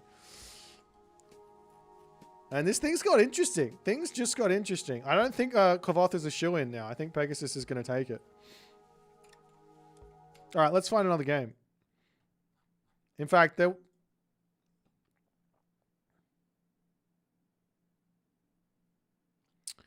Where is the Pegasus Meister? Let's watch a Pegasus Rush game. I want to see a really nice one. There's 3 games there. And Pegasus doesn't play any games that go past 15 minutes, does he? Oh, yeah? Do we watch that one? I feel like we watched that one.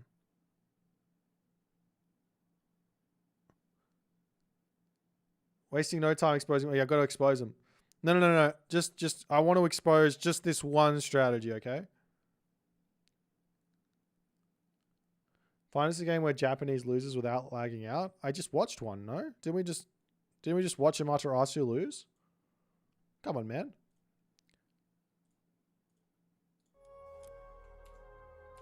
I did beat Soup the other day. I did beat Soup with, you could blame Avely Weasel Cheese me once and I took it out on everyone. Oh, it's so funny.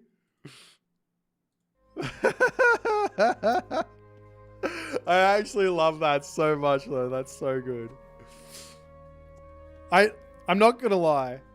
When Soup asked me which unit is the most broken, I legitimately was gonna say Weasel, but then I didn't want to explain why the Weasel was broken because I thought that it would make the ranked ladder miserable. So I said the second most broken myth unit, which is the Onmuraki.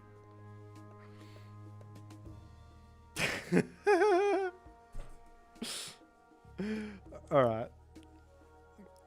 I can't wait for you guys to use that unit. Onmuraki.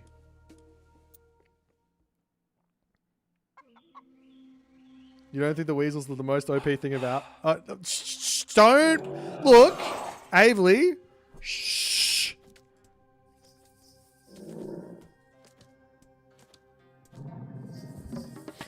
We've got ourselves another game right now. In the left-hand corner of the map, the man with a Japanese course already, playing some Susanoo. His name is the Rapple. His opponent today, in the red color,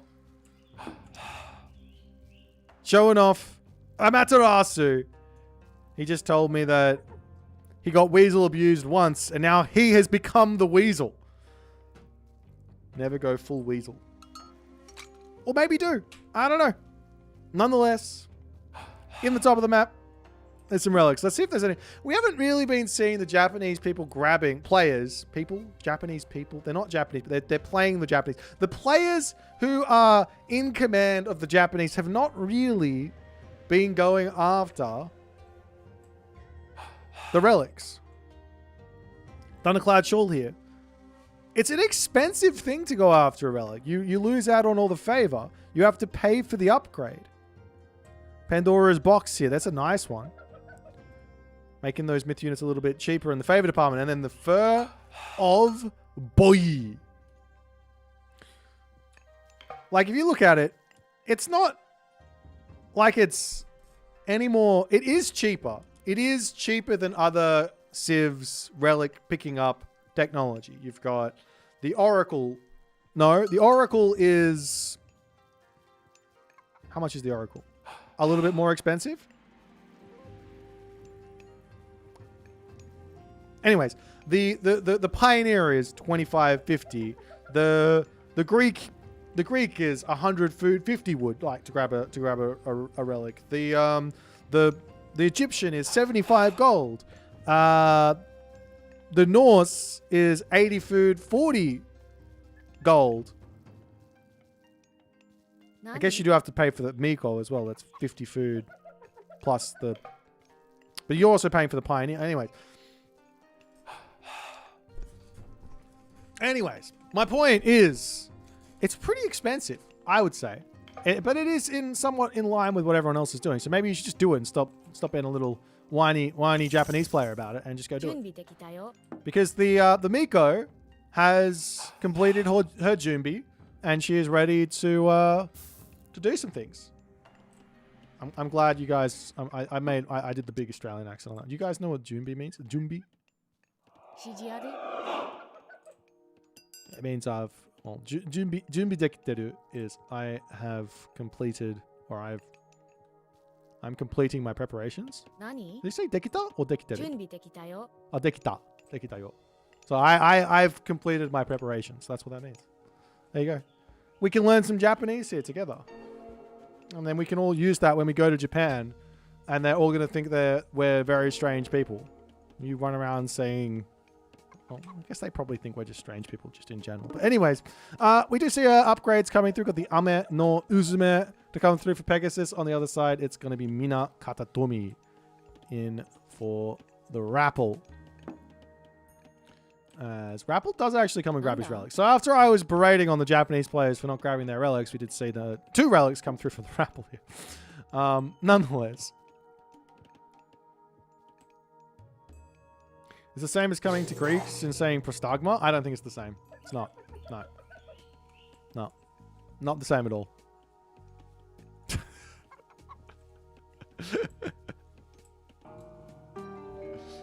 Anyways, the Kametachi Sports here. We've got the Goshin Boku at the top here coming through. There will be a dojo in for Pegasus immediately. He says, hey, I understand this Japanese Civ. The dev said, you know what we're going to do? We're going to give S tier infantry to a Civ. We're going to we know the Murmillo exists. We're going to take the Murmillo and we're just going to inch it up just that little bit further. And then on top of that, what we're going to do with it, we're going to say is we're going to give a major god who can unlock free stats just by having the units existing. Right? Oh. What is happening over here? That's a rhino with its own... It's got its own ideas about what to do here. As the weasel comes forward, the weasel will get smacked again. And there goes the big fat solar shield. And just a little bit of defense here. A couple of Miko is all you really need to defend the early game. Oh, that's going to be some pain over there, though. You might need a couple more Miko than that. But nonetheless, getting that damage done over here. This dude almost falling. The Kametachi on the back here will end up going down. The villager pops through here. He does need to heal that as it pops out. Otherwise, it will be falling to the bleed. Can he get it? Can he do it? Is he going? Oh, come on. Does he know? I don't know if he knows. I feel like he doesn't even know. They're just sitting idle here. Oh, he gets it! Oh, there's a village center here. That's a village center. I mean, I guess so. Does that make any sense? I guess it makes sense. I don't think it makes sense. Pegasus now just going to say, he's just going to come and grab his own town center here. And he's going to keep on making himself some more samurai. He's got the Onnamusha coming through as well. He's going to have another usage of the solar shield, which you can use on these guys as well, to be honest. You could just charge him with the samurai and wail away if you like, and then just solar shield it back up.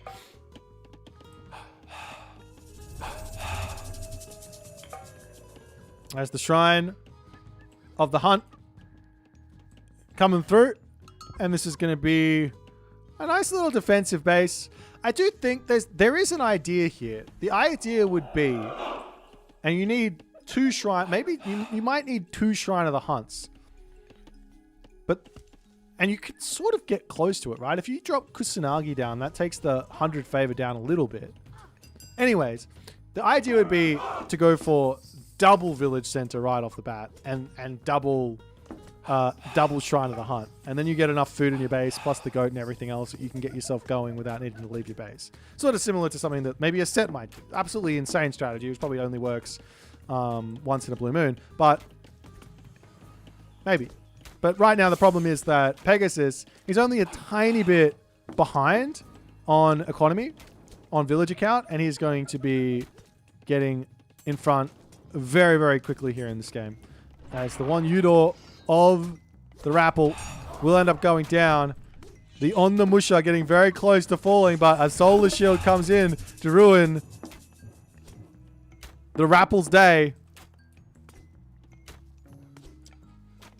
Nani? And the Rapple just going to get everyone healed back up, trying to get some more buildings in.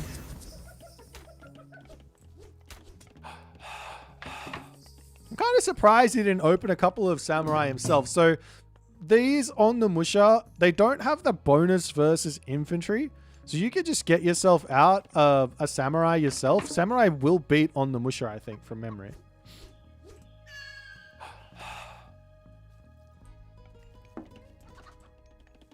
And we'll see him grabbing some now. Anyways, on the top side of the map here, Pegasus just enjoying all the food on the map. He's getting himself a market, an armory. He's got just the one dojo, and he's thinking about going to the Heroic Age as well.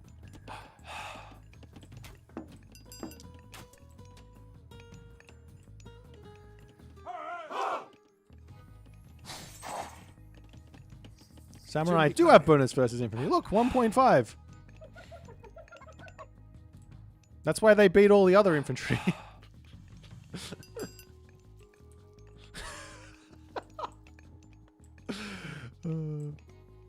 Anyways, Heroic Age is on the way. It's going to be Raijin, so there will be access to some Thunderdomes and some other things. So we are going to be seeing the Fujin coming through on the other side here for the Rapple. What does this give? He's going back into cavalry, it looks like.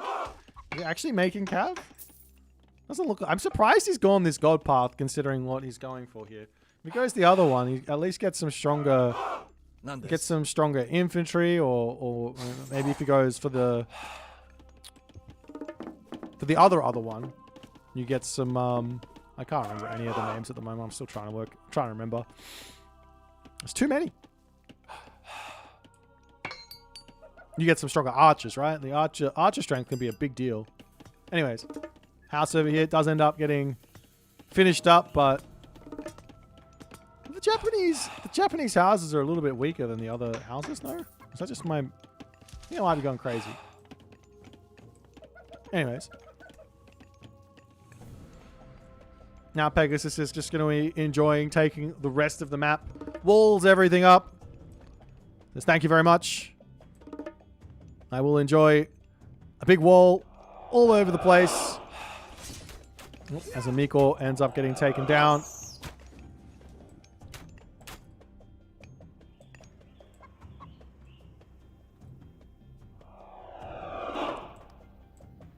Standard is 450. Oh, okay, okay.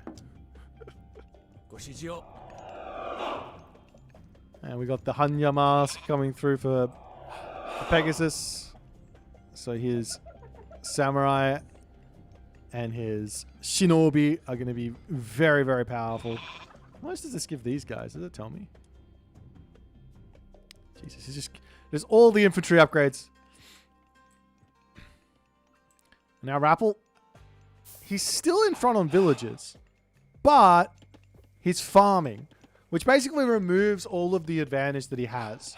Whereas Pegasus is on food. He hasn't thrown a single farm down. So he's got a ridiculous amount more usable resources than the Rappel has.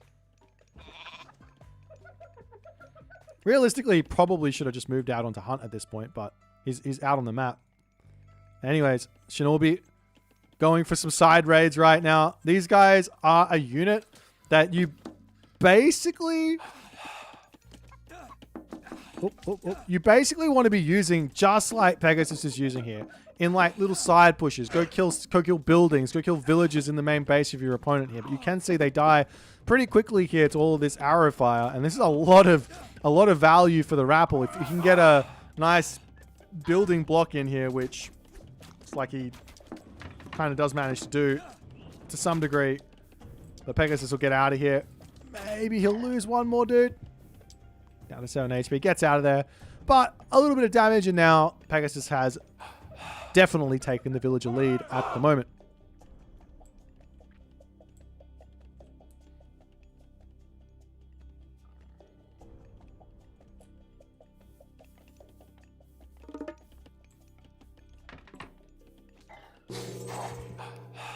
So now the heroic age is in. We've got the old smiting gust through for the Rappel. And what could be interesting here for the Rappel is because he's built his base in this specific way.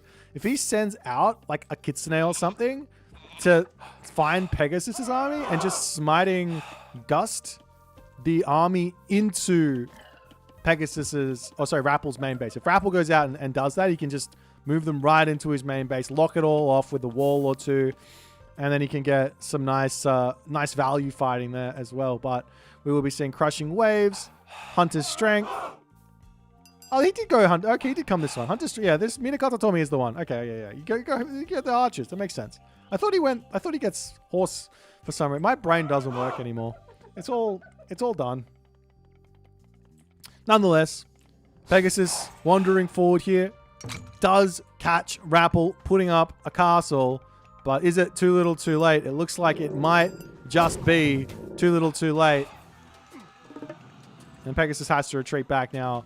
Bushido-wise, a certain someone has got a lot more Bushido than the other player here. So Heavy is coming in very quickly here for Pegasus.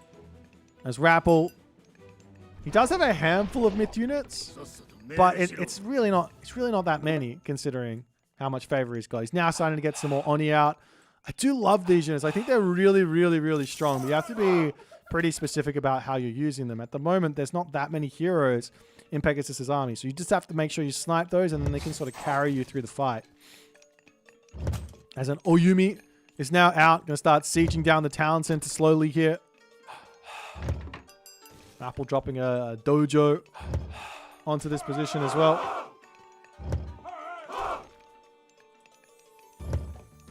That's Condemned Soul to come through.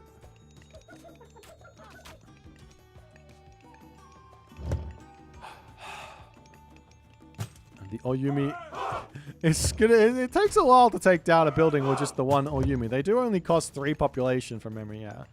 3 population, so that you kind of need a handful of them. It's sort of like a Petropolis in a way. I think it does about the same amount of damage as a Petropolis.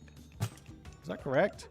41.7 crush. Actually, I want to double check that. I got the new Hades skin, so we can click there.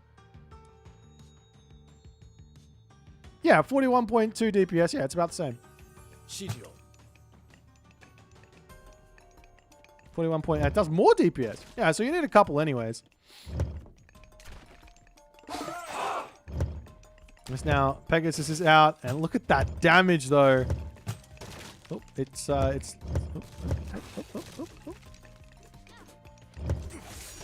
Now Pegasus charging in.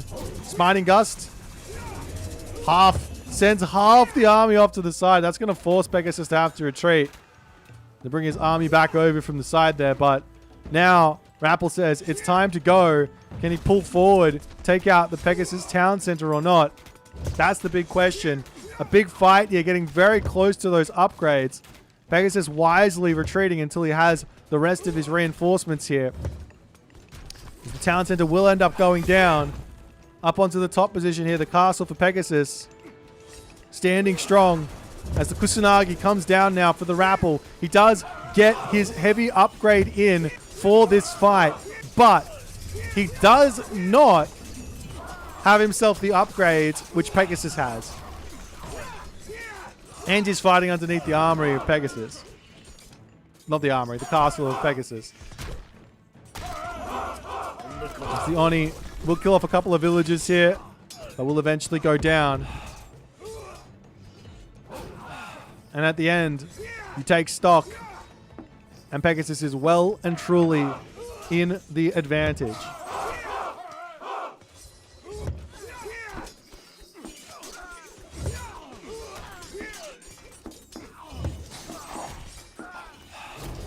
I mean, I'm kind of surprised to see all the samurai from Rappel, to be honest. Like, do the archers just not work? Surely a whole bunch of Yumi archers would be amazing in this position. You have a castle, you're sieging. You have the upgrade for them.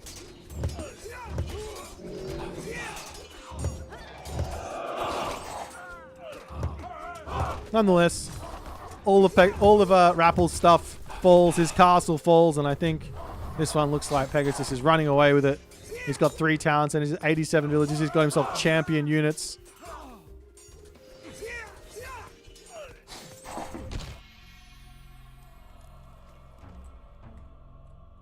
What are the archers going to do? Well, they do damage. Surely they do damage, no? Surely they do damage. They have to do damage. I don't want to believe they don't do damage, guys.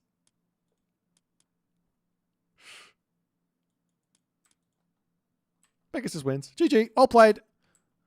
A solid victory here. I mean, Rappel went for a bit of a crazy strat, and then he didn't quite expand out, and he sort of just went for an all-in. I don't know. He probably just needed to get an extra town center and keep playing this game instead of trying to end the game here. Because he wasn't that far behind. In fact, I mean, resource-wise, it seems like he's quite far behind, but I think a lot of that is just the not taking into account the fact there's free favor coming in for Susanoo. Anyways, GG.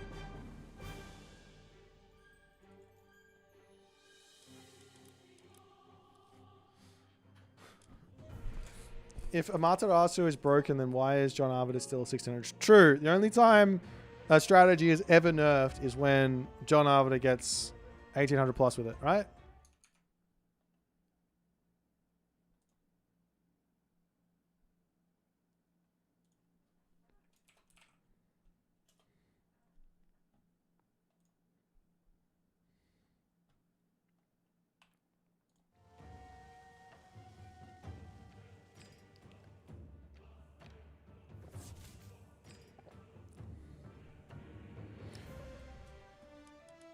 Do we need to have a look at this in the editor? Are we gonna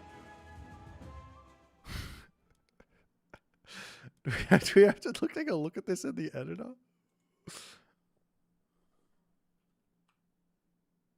That's something I've never really thought about it, but that's the most accurate way we measure broken. Oh god.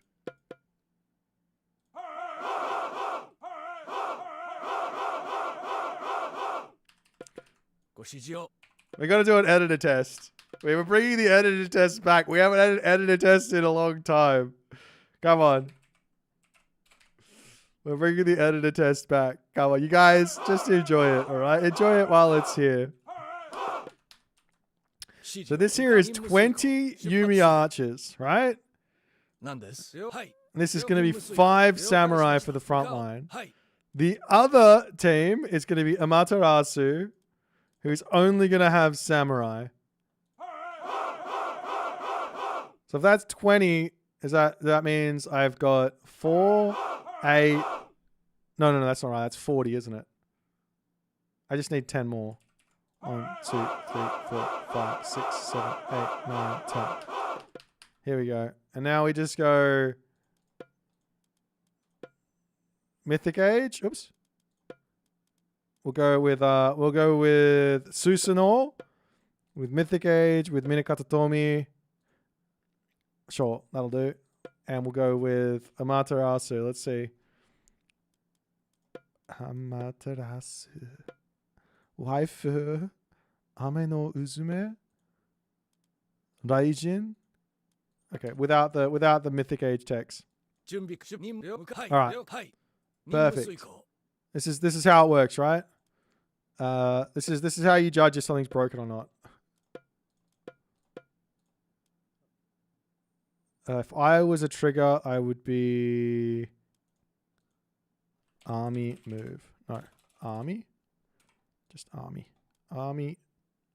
Move to point. Make. Set area. Attack move. And we play.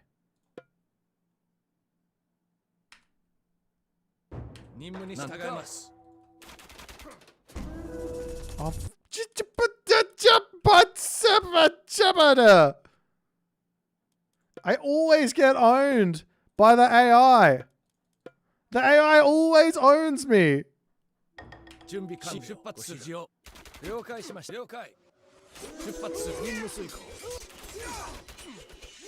Run for it, samurai! It's not worth it!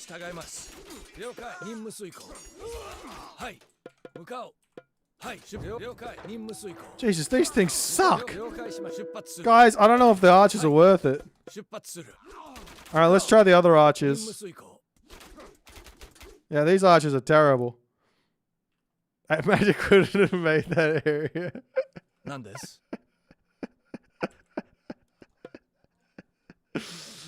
Alright, let's go with these guys.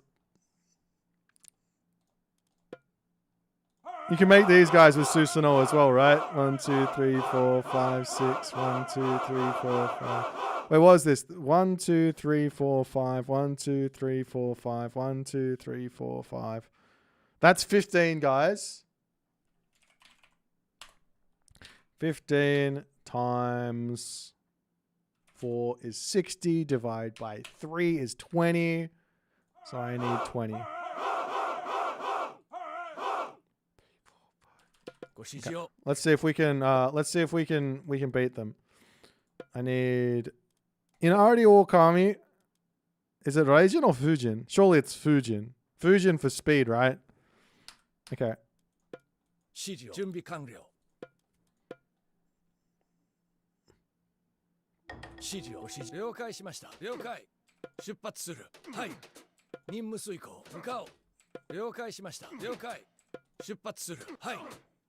Okay.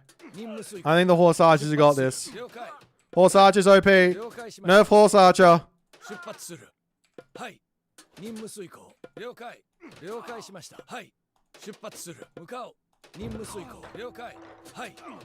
I got this.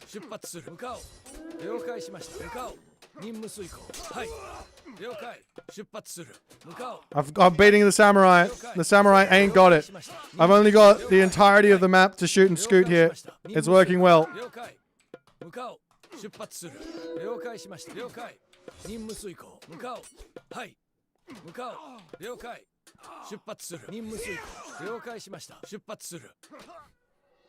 Easy. It's easy. You just do that. Come on, guys. Why are you wasting time making Yumi Archer? You make heavy Yumi Horse Archer. Simple. Absolutely simple. Buff Samurai.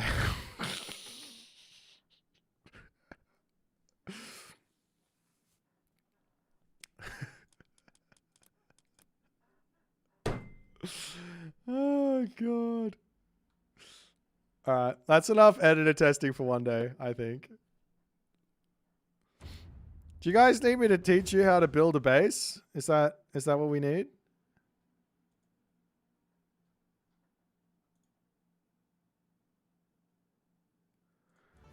All right. I got a request. One request. One request.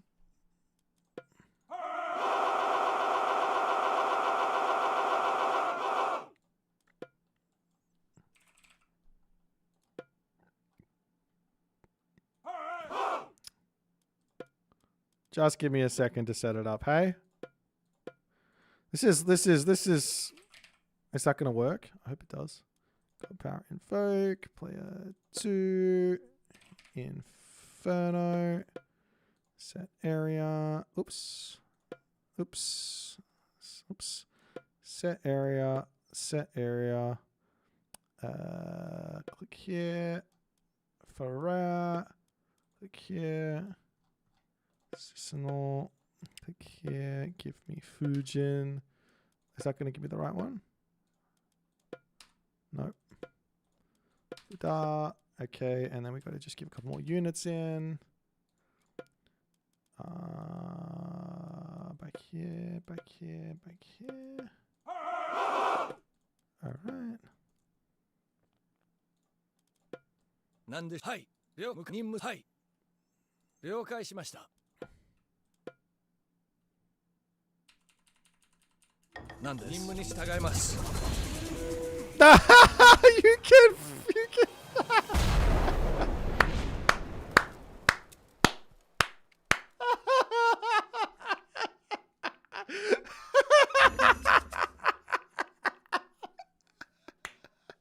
That's too good. Oh, it's too good. Hang on, we gotta do that again. We gotta do that again. That's too good. He's doing the moonwalk. He's doing the moonwalk.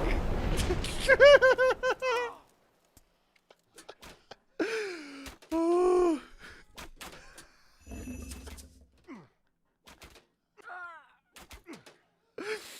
Okay, I gotta do one more time. One more time. All right, we're gonna. Wait, what happens if I do this? Oh, it's killing everything. Oh, Jesus.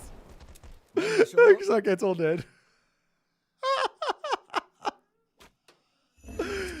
Oh, man. Artificer-san! What's happening? What else can we... Oh, hang on. Now I gotta try more shit. Hang on. Where's Set? Give us... Yeah, Horace. Yeah. Yep. Tornado. All right, let's see if that works. I don't know if it does or not. Oh, I'm in the wrong. Oh, fuck. Yeah, I want to gust the tornado away. What do you like? Of course. I have the DLC god.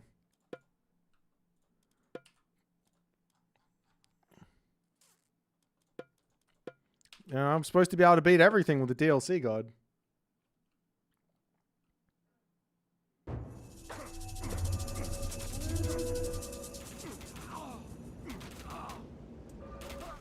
Hang on. This is going to be difficult. I have to go outside of the range.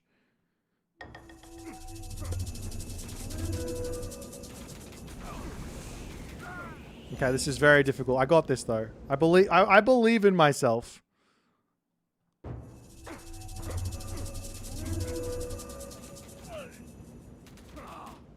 If I do like something like that, this is going to be really tricky. I think this is impossible in an actual game, but if I can, I'll tell you what, we'll do this. Oh. Okay, it doesn't work. I've never been more disappointed in my entire life. Is there anything else worth trying? Tornado. Something else that feels like it's a unit.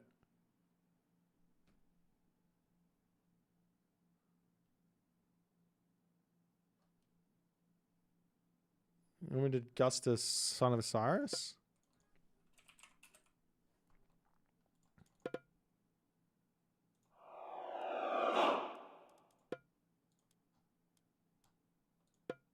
I'm just going to make him Shenong. Don't ask me why. You can gust the Gulen? That's good. No, you can't gust him.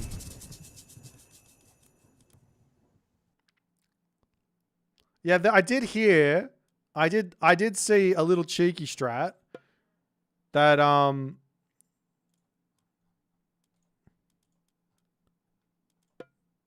you could do something like this, right? Like if you go into a team game and you get like a couple of people playing as Atlantean, you can just link up all of these guys. You can link up all of these guys, and then you can just go and just you just send them into their base.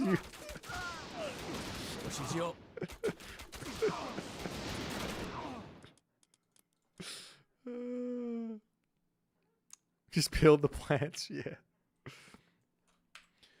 I think that's about everything for the Gust God power. Is there anything else silly? Surely not. Zeus. I mean, Underworld doesn't make Lightning Storm. No. Plentyvolt. No. Hades. Curse. No. Earthquake. No. Son of Cyrus. No. Tornado. No. Obviously, it would work on the snakes. It would work on the minions. That makes sense. Can you gust a sentinel? Probably, actually. That'd be interesting.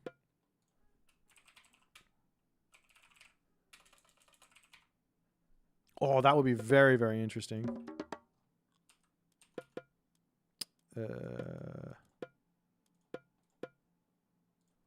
Sentinels. Target unit. I still have fusion. All right. Let's have a little look-see.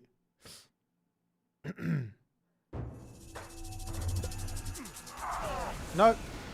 You cannot blow the sentinels. They are stone. They don't get blown.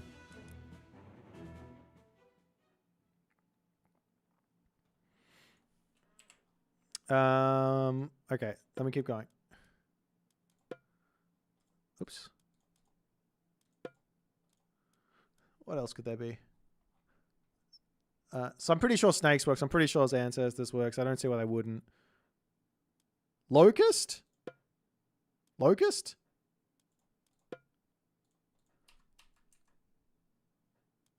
I'm pretty sure we'll get to the ball when we get there, guys. Come on. Locust. Set area. Set area.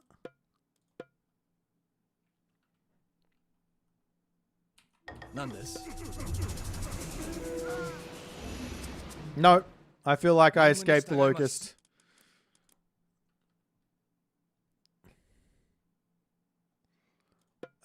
What else is there?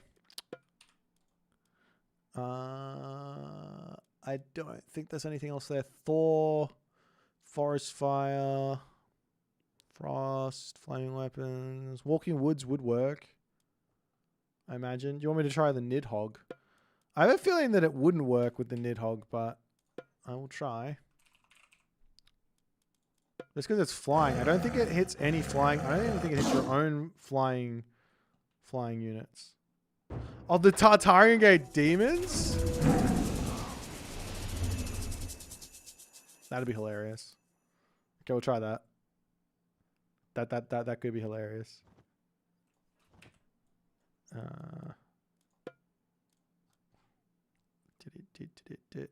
Uranus.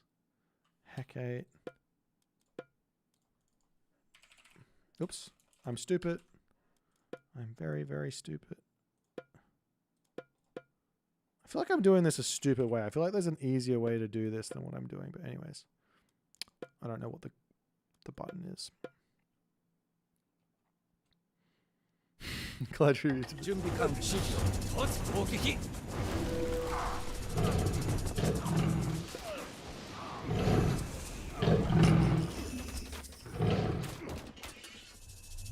Do they... They come back though. Do they interact? Do they interact midway? Or are they just going? Hello there. Would you like to fight me? No. They have the they must have the oh no, they attack if I attack them, they attack back. They must have the like what's it called? The AI, the huntable AI or whatever it is.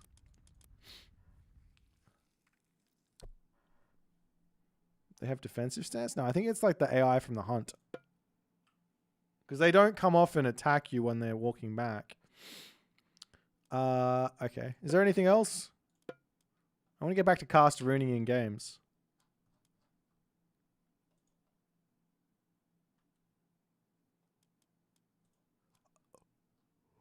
A frosted army? Okay. I wonder if this computer would oblige to just click frost on my army. And then I don't have to set it up. Have I tried Fimble Winter Wolves yet? No.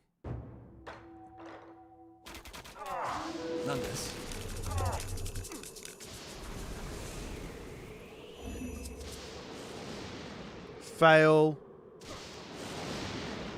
You can shifting sands, but you can't gust it. That's BS. You want to see Ghoul and Bursty? All right. I'm pretty sure it does work on Ghoul and Bursty. Hang on, that's busted. Wait, does it actually? Surely not.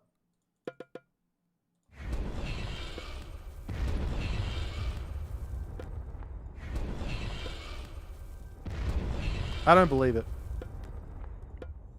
I don't believe it. They took it off this for shifting sands, right?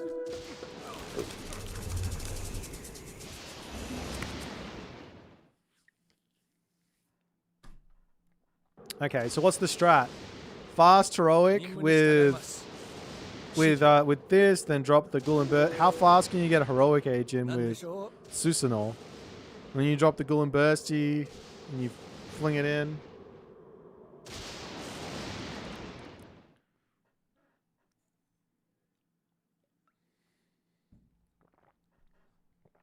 Great Flood?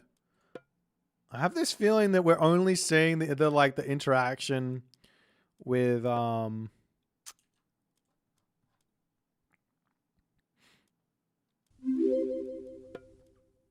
Thanks for the Prime Moose, you legend. Why doesn't the Son of Osiris damage the frosted units? He's not godly enough.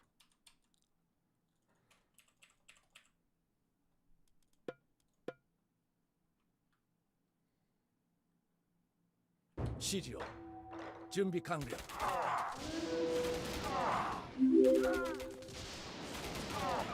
you for the Prime, Timorium. Is he not going to drop it? Why isn't he dropping it? Drop the fucking wave. God, you make me do... Well, maybe I turned it off. They must have made the Infernal Wolf into a unit, maybe.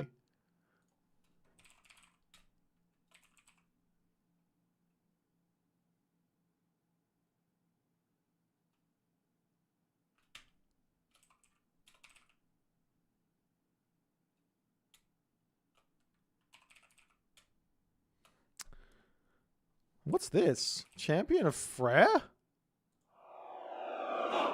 Okay. Anyways, spoilers. What was I doing? I was doing this. I was doing this. I was doing this. I was doing this. I was doing this. I was doing a Great Flood. Great Flood from player 2. Set.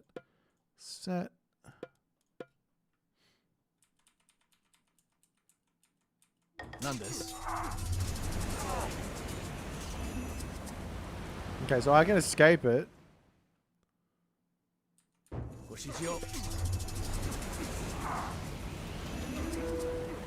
Can you Frost Inferno? No. I reckon they did it on purpose. I reckon they did it on purpose. I don't reckon it's a bug. I'm coming out here and I'm saying they did it on purpose. It just it just makes too much sense for this to work. Surely. Has anyone seen the 7? Yeah, yeah, but have you seen this? Have you seen the moonwalking dog? That's so good though. It's so good. Come on, guys.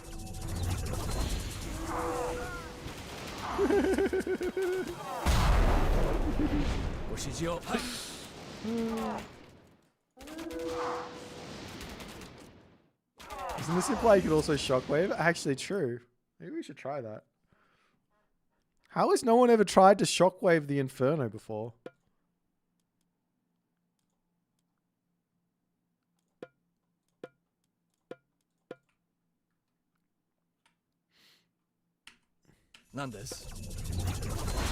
It does!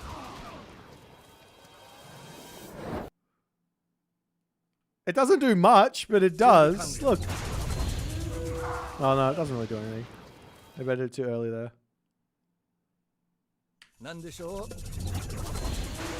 Yeah, no, it doesn't do anything. I tried adjusting away the implode ball? True! I don't believe it'll do anything, but I will try. Last one and then I'm done, okay?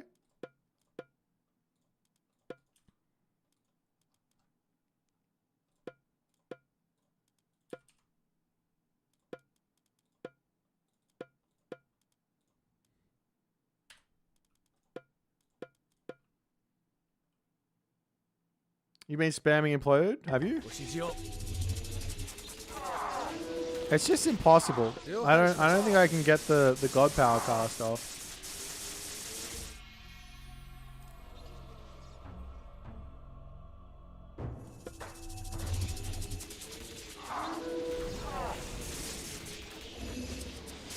I can escape it. That's kind of sick. It's hard, like to actually do it. It's hard, but you can escape it. Okay, because I have to do it outside the thing, right? I have to do it on the side as well. If they misplace it, you could totally get out of here.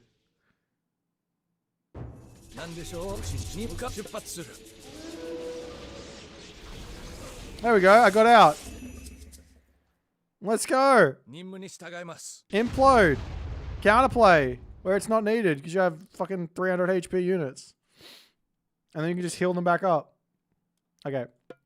It's been fun, guys, but yeah, we're gonna watch another video game. Nani?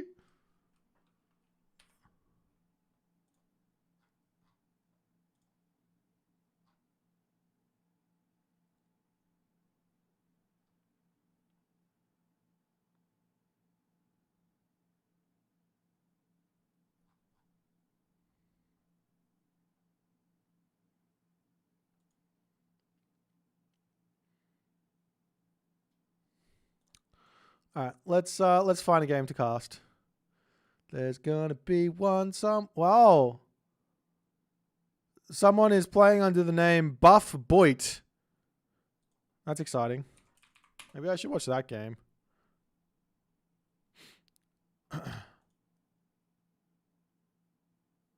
Who to watch? What to watch? I want to watch some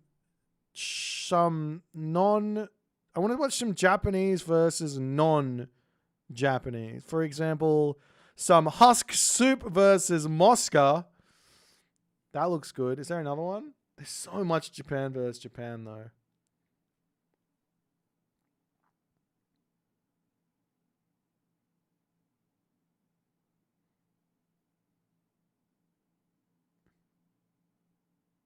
And then there's just this one random game of China versus Thor, and then Odin versus Noir, and then Odin versus Hades, where there's just like, how was there no Japan in those games? And then we're back. And then we're back. Who's Violet, by the way? I can't. Oh, that's Jack, right? Violet's Jack. That's right.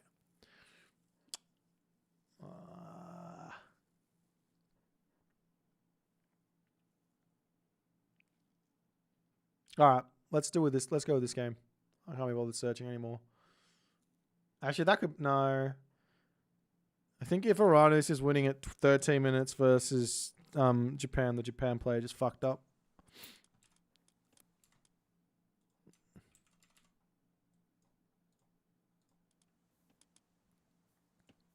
How come I only have 4 daily incest gem things?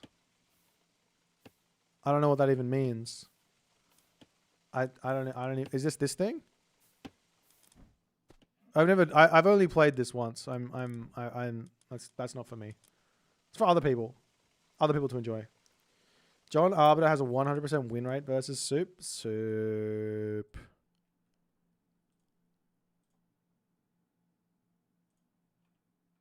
Wait, did I already put this in? I did. Okay, let's watch this.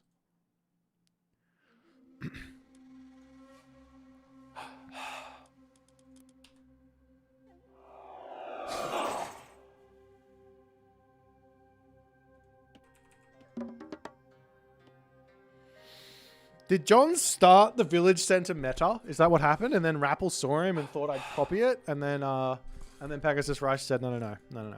Is that what happened? Those stats aren't correct. Keto, those stats aren't correct. Those are lies. Those are big lies. Don't pretend. All right, ladies and gentlemen, another day, another you, another me. In the top side of the map, in the blue color, playing as Susanoo. His name is Mosca. His opponent today, in the red color, playing as Odin. His name is Husk Spay. Husk Spay. Did I say it right? Everyone was saying I'm saying it wrong. It's not soup. It's like some other pronunciation. Yeah, but it's Husk Soup. And we're on the map Anatolia, which is exciting because we don't get to see the Japanese all too often on this map. I am yet to even think about build orders here.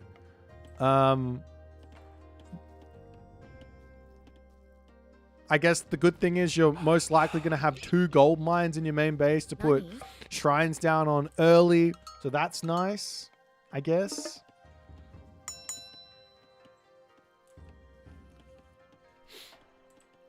But we'll see. We'll see how it's going to go. I mean, you already got a couple of fishing ships out here for Soup. He's gone the same 2 here for Mosca. So they're both kind of in a similar position here. So Mosca's opening build here makes some sense.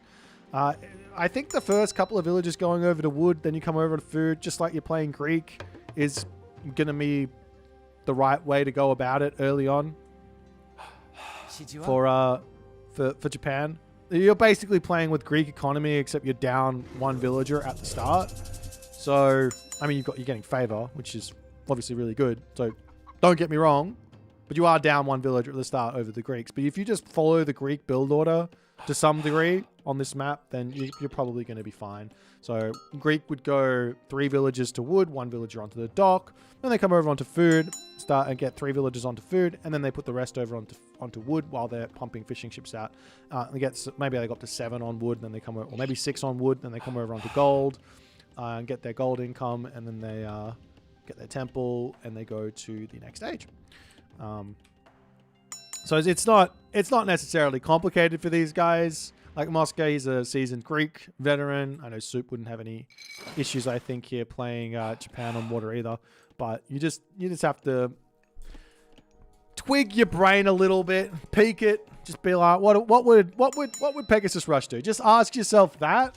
Just ask yourself what would Pegasus Rush do, and you'd be there. Jun says, fair and balanced. Nope, fun and overpowered. You betcha. I'd rather than you Sev be fun and overpowered on launch than balance and then balance / justice is needed. I think they did a ridiculously good job with the balancing of this Civ, considering it's a new Civ. Like, you can say what you want about Amaterasu and where she's sitting at the moment, but Susanoo, Tsukiyomi, these gods are really fun.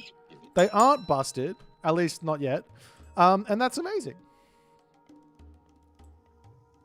So that's where we're at. And the other thing is Amaterasu broken in relation to all of the other gods?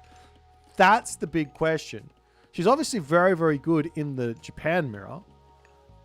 But is she good versus Isis? Is she good versus Poseidon? Is she good versus Odin? All those questions, they haven't even been like thought about in a way for these players. It takes a hot minute to get through it all and understand everything. So I think they've done a fantastic job.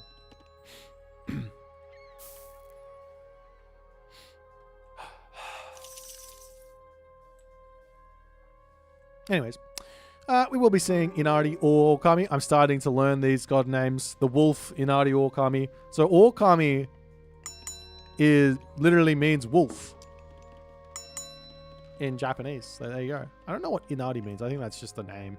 Anyways, we are seeing the Freya coming through for soup, and this is going to be one of those things that I imagine Odin players will enjoy, not just on water maps, but also on land maps. One idea would be that you great hunt the boars, like you've seen here from soup, but then you just kill all the boars while you're going to the classical age.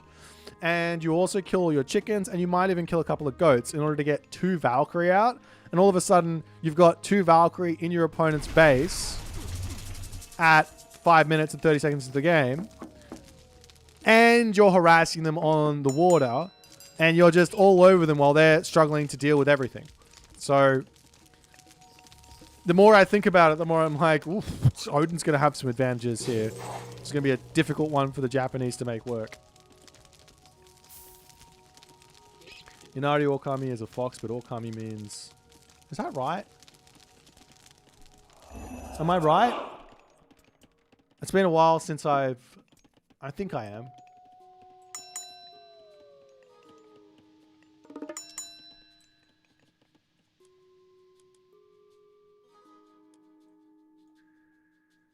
No, that's a wolf. There's no way. It says goddess of foxes. That's true. But it's 100% a wolf. Look, don't ask questions. Just don't ask questions. It's fine. Yes, it's a wolf, but it's the goddess of foxes. Apparently.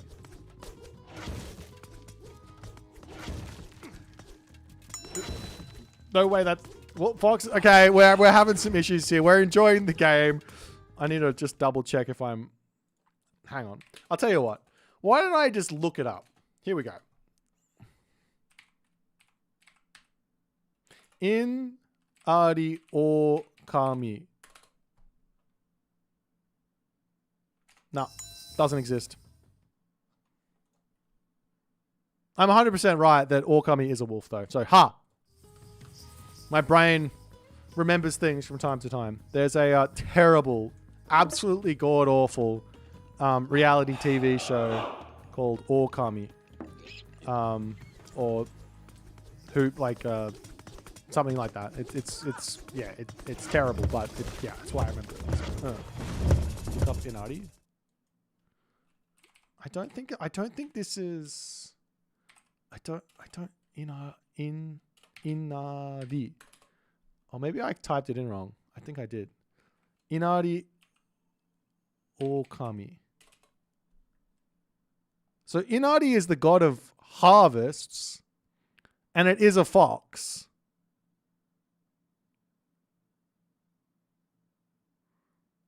So it's the fox wolf. It's literally the fox wolf. So there you go. The more you learn, the more you know. Inari means fox, apparently, and Orkami means wolf, so you got the fox wolf. Was there a god power cast? I wasn't even paying attention. I stopped. It's it's clearly a cow. I've lost my mind at this point. That's fine. I don't think I've never really had a mind to begin with, so that's also fine.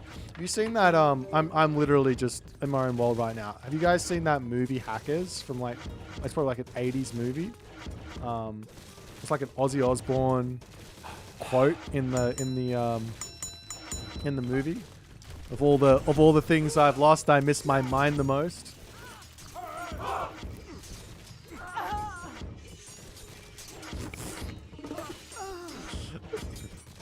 Anyways, if you haven't seen that movie, go watch it. It's a good time. I promise. I promise.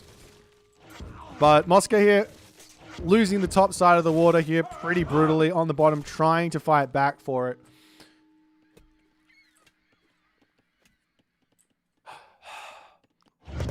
Oh, Kami is great, Kami.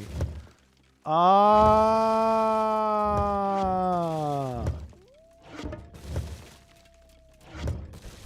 I see.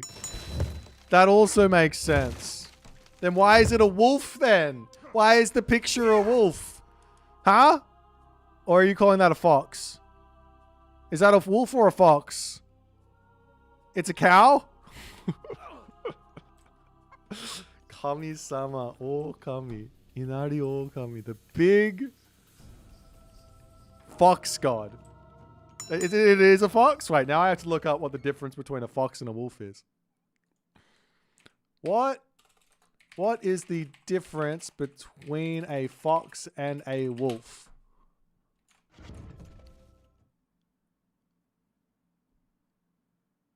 You know what? They look pretty fucking similar to me. I can look at the kitsune. Okay, let me have a look. Yeah.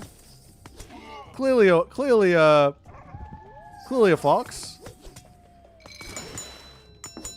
All right. I think I'm just stupid.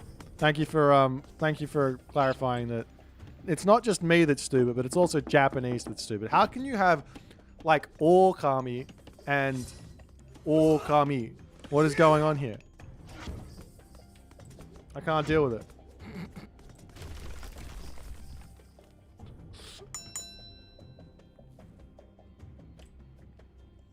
They're all dogs, that's right. They're all Inu. And it's just another Inu. Everyone's just Inuing around.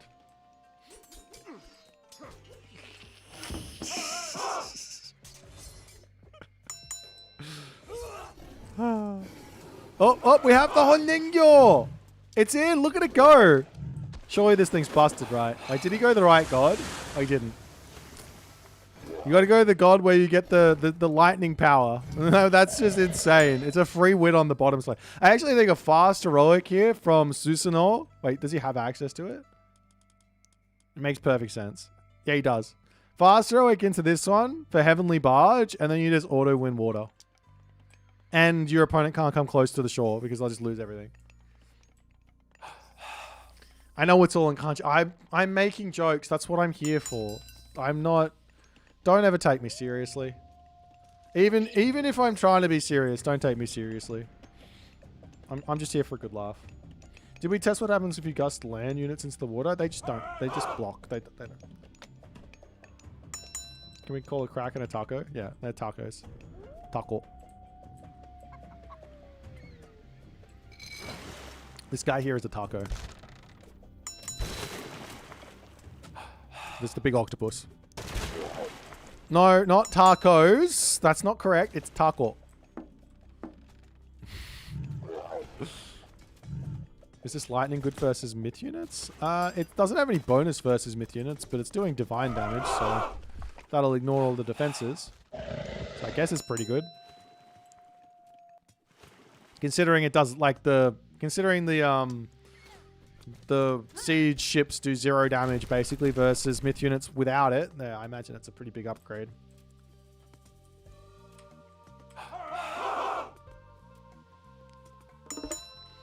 Sorry for the ad, lads.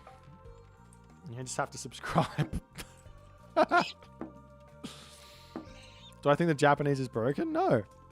I think that Amaterasu is the strongest in the Japanese mirror, but that's about as far as I've gotten in terms of what I actually understand.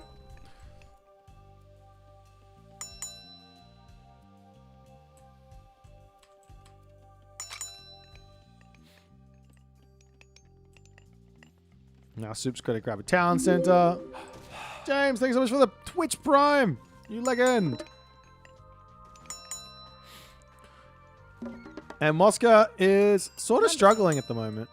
I feel like he's a little bit lost on what he needs to try and do. He's obviously trying to take the water here so he can get some food income, but having some issues.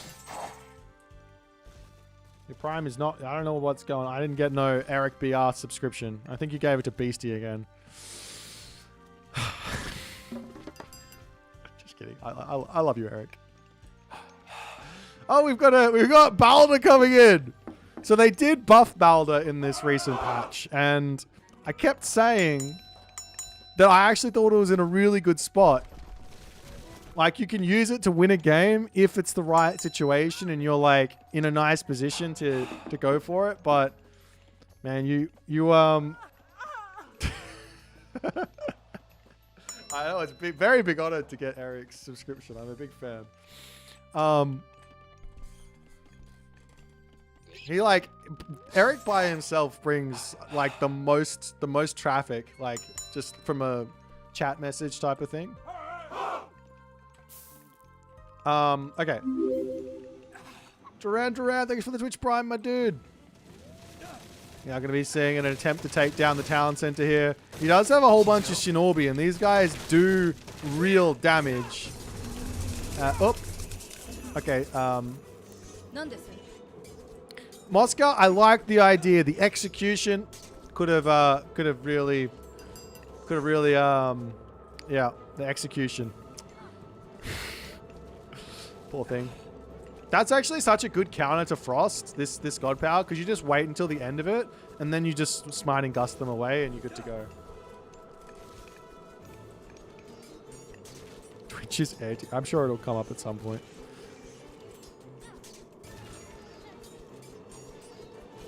Did they change this mini-map as well? I feel like they changed it.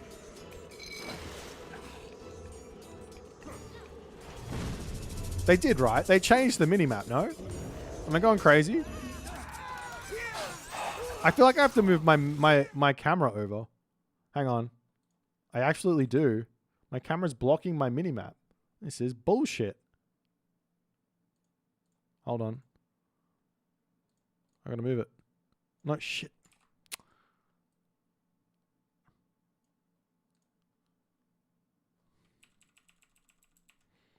And now it's not working. Oh, I don't... God, I want to... I give up. That'll do. That'll do. I just give up. It's fine. Oh, it's blocking. It's just not lined up nicely. I like it when it was not like... It was... Don't worry about it. Anyways, town center down. Mosca trying to make things happen. He is actually making things happen. Look, he's winning on military. It's actually turning into be an incredibly good game. These guys are going at it. Mosca is ridiculously good at this game. I think that's what I've come to learn. I think this guy might be a little bit of a dark horse here. So, if you guys don't remember, in Mythic Wars, the tournament which Kavoth won and Rappel came second, and I think Matador was third maybe, Mosca actually had to drop out of the tournament in the middle of it. But he is... He's gonna come and own some people, I reckon. You gotta watch out. This guy's gonna... Yeah, don't... Mosca means business.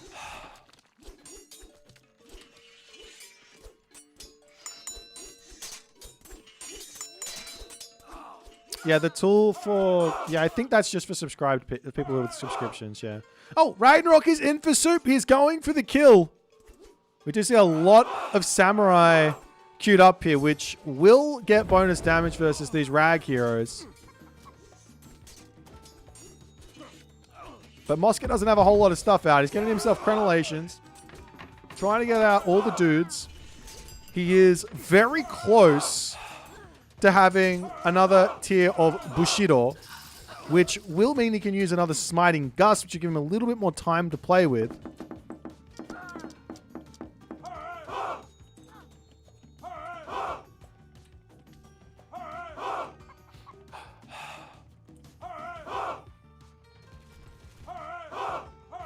And Soup's just going to grab the town center, take his time here.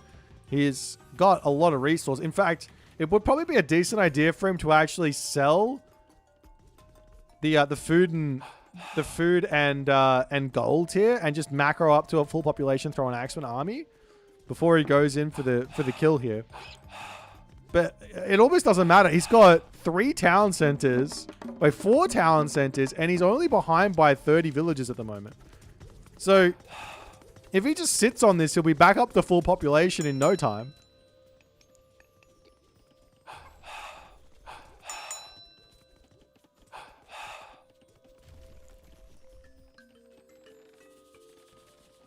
Meanwhile, is that a whole bunch of Honningyo coming through, or is that just me?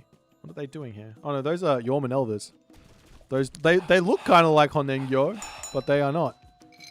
They're Yorman Elvers. But now the samurai are in.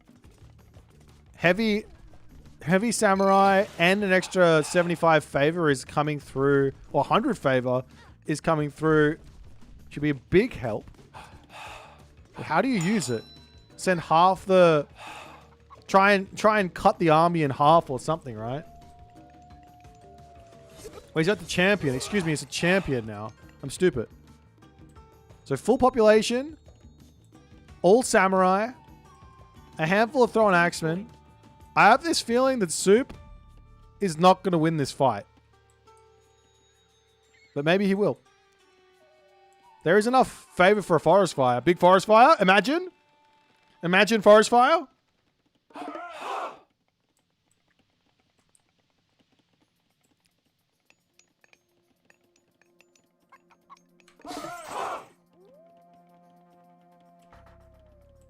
Oh, a little cheeky watchtower in the middle here from Moscow. He's trying to get... Oh, Soup's going for his own towers. It's a tower war. A little hill fort coming up over onto this side as Soup bailing out with the rest of his units. He knows he needs to get over here. More towers are coming up. They are only watchtowers at the moment. Market situation is starting to look not very good, but finishing off the market here could give Moscow the advantage here as the villagers on this side making a break for the tower here, keeping themselves alive. The throw an axe on the back. You could smiting gust those away, but he's going to be dropping down the swampland technology. And Soup just pulls back. As the heroes of Ragnarok over here going down. Moscow fighting valiantly to keep himself in this game, but he needs gold. Did those Yorman Elvers go do work or not? They did. They are doing work. He's back onto the gold. More throwing axemen to come through. Moscow needs some units, not named Samurai, to deal with those throwing axemen here.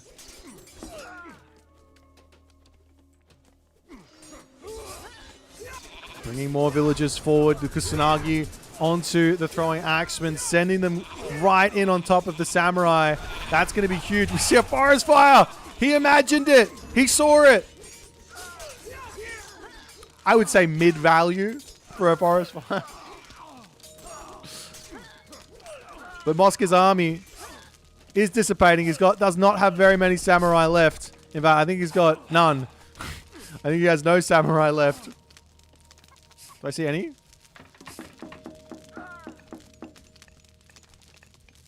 Samurai. Samurai. Yeah, he's only got 4 now. 4 samurai versus the world. 54 villagers for Soup. Well and truly in the lead right now. Taking out all of these bad boys. In the main base, however, there are some shinobi and an oni to take all of this stuff out. But, I mean, the shinobi do die to towers, the town center, and things like that.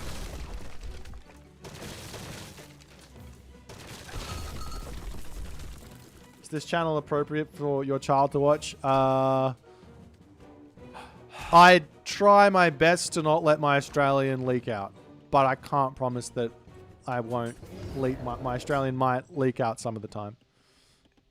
I can't promise. At the moment, I'm feeling pretty good, so we're probably not gonna. We won't be too Australian.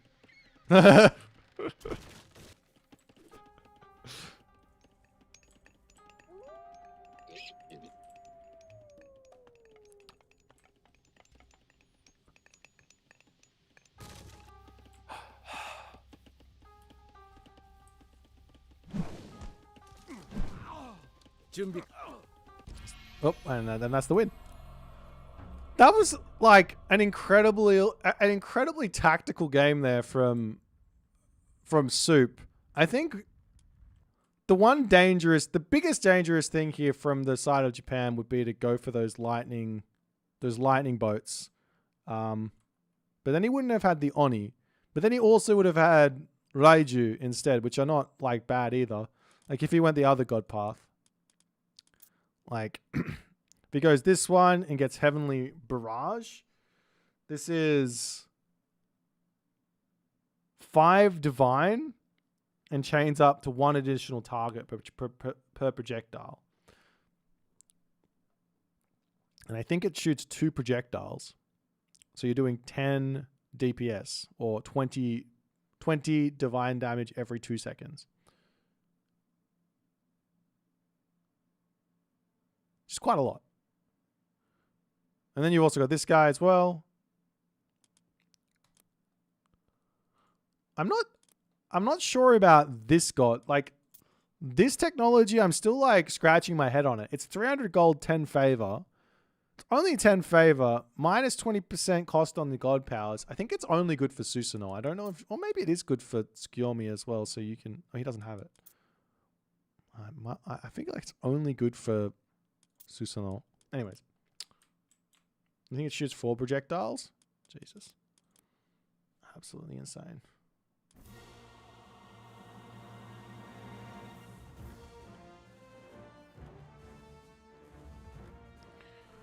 All right. Now what? Oh.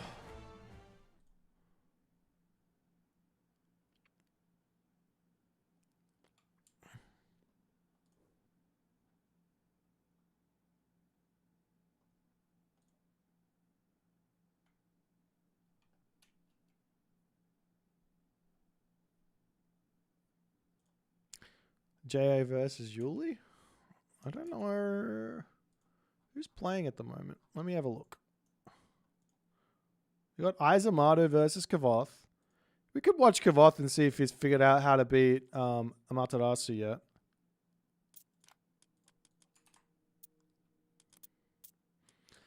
John Arbiter versus Defiance, 2-hour long game. I don't know if I can bring myself to watch a 2-hour long game with China.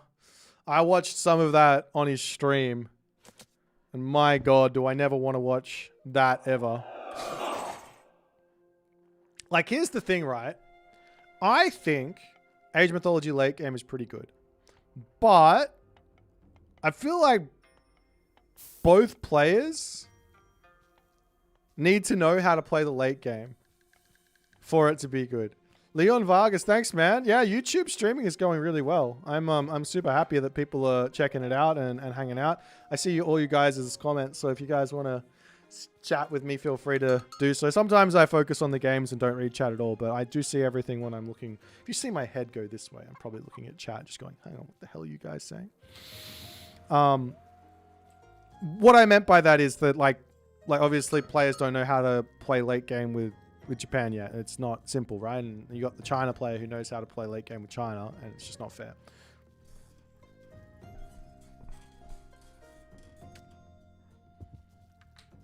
Anyways, let's watch this game. In the left-hand corner, we've got Izamato playing as Amaterasu.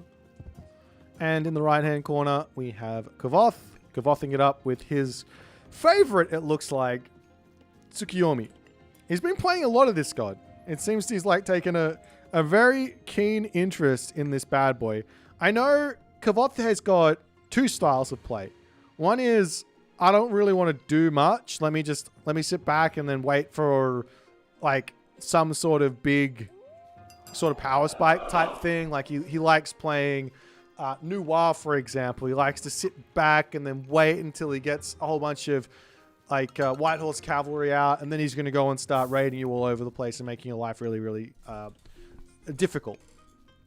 But he also does like Poseidon, who isn't quite like that. Poseidon is more of the get in your opponent's face and get as much value as you possibly can.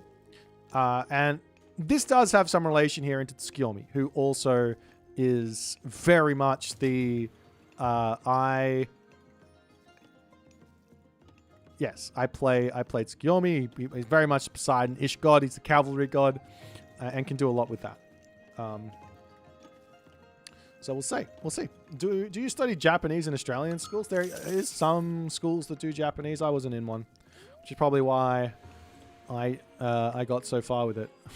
The language education in Australia is not very good.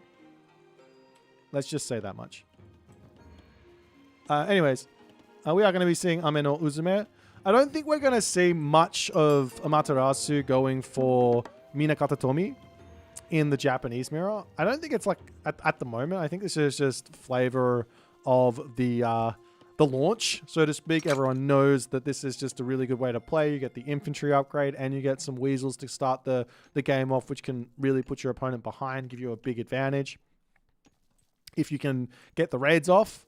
We do see a little cheeky relic grab here, which is Fetters of Fenrir. On the other side, for Kavoth, he's also doing the same thing. He's going to be getting himself his Sacred Custodians, which does make the Miko heal faster, as well as allow him to pick up the relics, which he does come over and grab this one. And this is going to be the Tawara Toda Last Arrow. Oh, what? Toda Tawara no Saigo no... what is it? Yajiru? Is that what it is? Did I get it right? I haven't heard that. I can't remember what arrow is. Yajiru? Anyways. So other words that I have no reason to actually remember, but for whatever reason, they're in there somewhere. Anyways. The Kitsune getting a little bit of harassment over here is the Miko coming over to say, excuse you, you're not allowed to be here. You are not allowed to be here in the slightest. But the Weasel is on its way. Kama Itachi is in and immediately coming over onto this side. You've got to attack the Weasel before it gets in onto your villager line. One idea here would be to throw a wall up and then just lock that off, but Izumato loses that one before he even clicks the button there. Like a little cheeky wall across like this, for if you really want to like sweat this hard. Little cheeky wall like this with a gate, and that Weasel can't come in and kick you off your wood line. Obviously, these villagers would have to come around here as well, but for the early game, makes some sense. And then you can have a nice little defense of your gold mine over here by locking that off and having your shrine here with your Miko to defend and all that other good stuff. But nonetheless, Gavoth is in, trying to snipe the commoner. The Miko comes over, and that is a dead Kitsune. You got to be very careful with these bad boys. I actually think they're really, really strong, really, really useful. But nonetheless, the Jorogumo coming in, picks up one villager, throws it the other way. He's going to try and snipe that one down, and it looks like it is... Oh, no! The solar shield comes down. Izumato lives another day. What did he use the new moon on? I used it on the watermill. This is something Gavoth likes because it means his villagers are going to have a little bit more survivability. The husbandry is like fine, and the hand axe is also like, whatever. I've got 3 villagers on wood. Doesn't really help me out that much in the immediacy. But yeah, it's the big amount of HP on the villagers, which is quite nice. As he does snipe another villager there. The Onnamusha comes in, takes out the Jorogumo there as well. And the Naginata riders are just off thinking about their life choices. And Kavoth has navigated this early game beautifully here as a dojo to come down.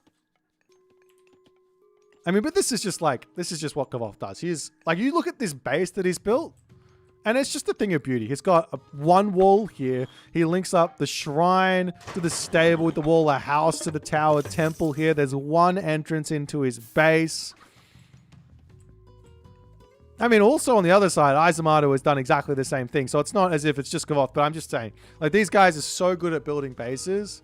And you really have to start learning how to do this if you want to limit the amount of damage your opponents can do. And this is one of the main, I think, draw cards in Age of Mythology And it's similar in Age of Empires 2 as well, and you can build your bases with houses and walls and things like that. But as the attack on the right comes through, another attack on the left comes through as well, as this villager for Izumato needs to get solar shielded back up to full HP. Will he lose the Naginata Rider? It's so close to falling. We do see a little cheeky Swampland getting dropped down here.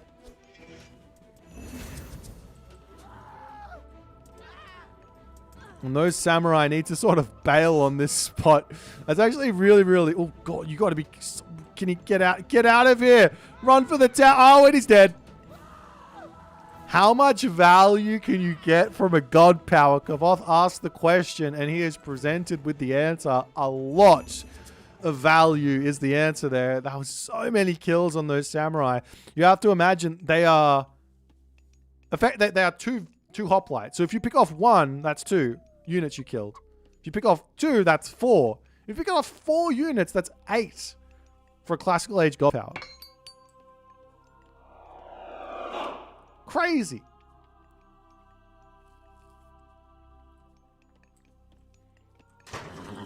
Nonetheless, Kavoth going to continue his samurai... Oh, not his samurai. His Naginata Rider ways here.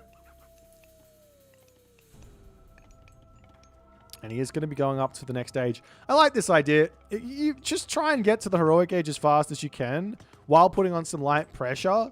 Allows you to then work your way towards going for the Yumi Horse Archers, of which will make Samurai Spam very suboptimal, which is the big strategy for Amaterasu at the moment. So this makes a lot of sense for Kavoth. He's going to rush out the Yumi Horse Archers, and he's going to be attempting to deal with these samurai as best as he possibly can. Villagers over here simply just bailing for the tower.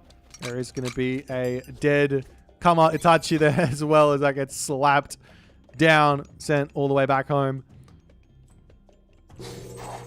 But there's the heroic age in, and immediately Yumi Horse Archers on the way. Now, Kavoth does have himself 57 favor in the bank, so not enough for another new moon just yet. He wants to use it because that's a lot of favor in this stable. 20 favor, 25 favor, and obviously the upgrades as well. M Popper, thank you for the Twitch Prime, my friend. But there's not really much need. Getting that gust in is much more important than getting the Sashimono Bannerman in. Just on the fact that that little bit of extra speed is super important. If you take a look at the actual... Oh, he's just put him into the stables. If you take a look at the actual Yumi Horse Archers, these guys have got like 5.3 speed or something from memory. 5 speed off the bat. But if you just link them up with the Kitsune, they go really, really, really, really well. As the Razorwind Kama Itachi comes in and gets a big smack and will end up falling there as the samurai are now through. And this means Yumi Horse Archers are just going to be able to chase these guys down for days here. And he's also got that Gale's Fury in as well. 4.2 speed versus 5.3 on the chase down. But he does not have himself just yet ballistics, of which is very, very important because he's just going to be missing the arrows on that chase down. But if they're running into him, then he can shoot and scoot away. But the Kama Itachi on the prowl here, he's trying to come through. Brutal. That was a nice effort from Kavoth. Baited in the samurai. Got rewarded with 1 kill, but that's it. And now ballistics is on the way. He's coming back in with his Yumi Horse Archers. Looking to snipe a villager or a samurai or anything. Over here, the Razorwind Kama Itachi getting sniped. And we will be seeing that solar shield dropped yet again. The Onimusha getting sniped down is not ideal. That was his big counter for that Razorwind Kama Itachi. He does have the Oni as well, though. That can be a nice help, but he has to take out the Onimusha of his opponent there first. Thank you for the Twitch Prime, Panlu Fus. Appreciate you, my friend. There's a temple getting taken down very, very quickly. More Yumi Horse Archers to come through. They've also got that relic, which is giving them divine damage as he sends the samurai flying here into the main base. And the Oni is in, and he's going to get a huge amount of damage here onto these bad boys. Now the shooting scooting coming in. A huge amount of dead samurai coming the way of Kavoth. As he's found a great way to snipe all of these bad boys down. Nice little solar shield to keep them alive, though, as the Kama Itachi will end up losing its life. Kavoth down a god power. Got some good value from it. There is still the Thunder Burst god power here. And Shinobi are now going to be coming through, of which Kavoth does need to start thinking about how he's going to deal with those. Whether you go Samurai now as the Tsukiyomi player or you go into more Cavalry is the big question. But these Yumi Horse Archers will get just a little bit more damage done. And now the Shinobi are in. And you can see in low numbers, they are very killable. They are very, very killable. And we do see an immediacy into the Samurai. Makes sense. Dealing with those heavy Shinobi, get yourself the counter infantry. Well, the unit with counter bonus versus counter infantry. And Kavoth charges forward now. Ready to snipe some more Deuterinos here. As the Shinobi on the back. Get that speed up. And they will start taking some dudes out here. There is room for another Swampland here if Kavoth wants to go for it. Makes a lot of sense, given those are Samurai, Shinobi, and all the other good stuff. Another option could be to just mass out a bunch of Oni, and they can be the front line for these Yumi Horse Archers.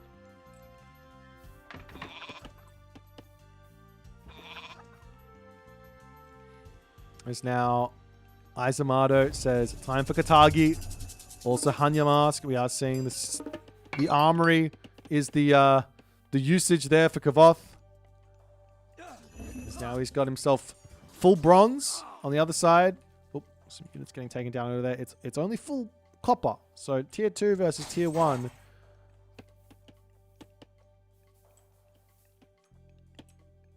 There's the tiniest bits of advantage here from Kavoth. He's just slowly accumulating advantage after advantage, but you can go so downhill. One bad movement, one wrong decision here. One wrong decision and things can go very, very poorly as a village is coming up to drop the walls and all the other good stuff. Shinobi coming up onto this position. There's 10 of them, but 4 little sneaky samurai in this fight are going to be enough to scare those off. You can use that special ability to run away with as well, I think. I don't think it has to be used to attack. You can just click it and run.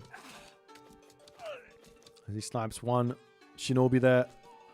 The Onnomusha samurai army of Izamato coming in. There's that Thunderburst. And that will mean a lot of damage to come in. The Oni turns around and says, all right, I'll sack myself. There is now a military advantage for Izamato, but... And there is also almost... It's like equal on villages. I think this is actually advantage for Izamato here. Though it's a very, very technical fight. Getting out of position is disastrous. I want to start seeing castles getting set up for Kavoth, so he's got retreat points. So if those Shinobi come at him, he can just retreat back to the castle and garrison his Yumi Horse Archers in. He's doing a good job of sniping everything here. He's Samurai a little bit out of position, but he's going to pull those in to join up. The other thing he's not got at the moment is the Kitsune, of which he could have 2 out and have himself that 9 Wonders tech. The 9-tailed Kitsune can jump in and speed up those cavalry by quite a bit. Makes it very hard for the Shinobi even to get on top of him.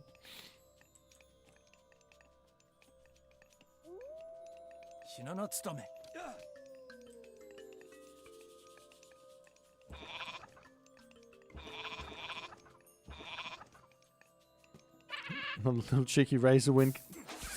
Kama Itachi gets a huge swipe onto those Yumi Horse Archers. They're not all going to die, but Kavoth pulls back. We'll finish off the Kama Itachi there. The wall's coming up over onto this side.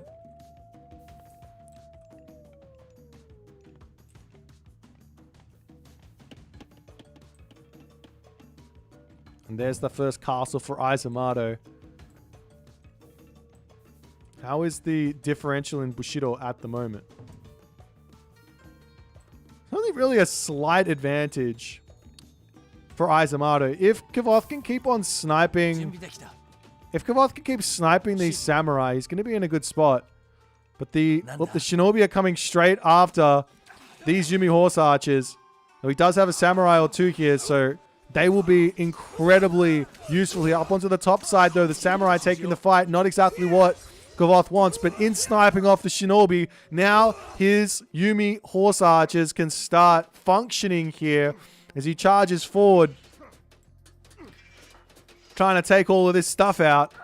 That's going to be one dead samurai as the retreat comes in, but Izumato just going to pull back underneath his castle. As Kavoth says, I reckon I can take this fight. A couple of shinobi over here as he does pull back a couple of samurai to deal with those. But this fight, is it going well for Kavoth? Is it going well for Izumato? Who knows? All the shinobi are dead, so he can shoot and scoot away, but he just decides, let's just bail. I don't want to get caught out with a whole bunch of shinobi just popping in there to absolutely dominate.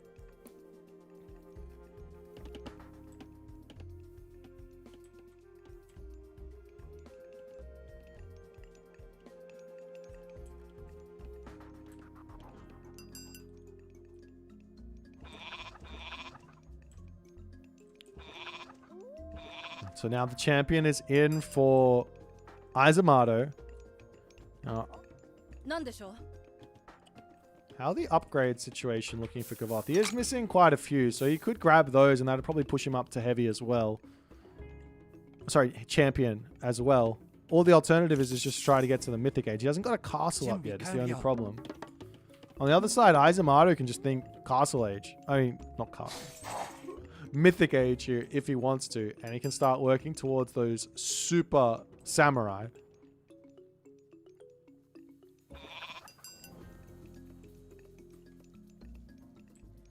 Nanda. It's now the shinobi coming after these villagers over here. Yumi horse archers will be able to get over there. Jeez, they're so they're just like, hello there. It's gonna be a couple of villager picks, but could be a lot of dead shinobi as the attempt to get out of here and wall this off. I love that little play there from Kavoth, but these guys do get a lot of damage onto walls. Nice try, but it's not going to work. As now the Mythic Age on the way. Takamikazuchi. This one's going to give him those 10-fist sword. It's also going to give him the sumo upgrade. And yeah, those samurai become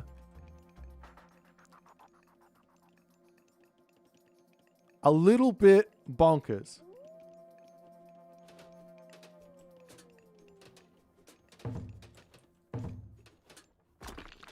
As Kavoth tries to push forward the shinobi up to the top side here. They're on top of the Yumi horse archers for the moment. Good control there from Kavoth to pull off to the side.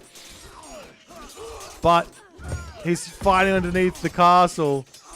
And those shinobi just put to rest the Yumi horse archers a little bit too quickly. And Kavoth in that moment does say, yep, I tried to make it work, but I could not break through the dojo units of Amaterasu in this one.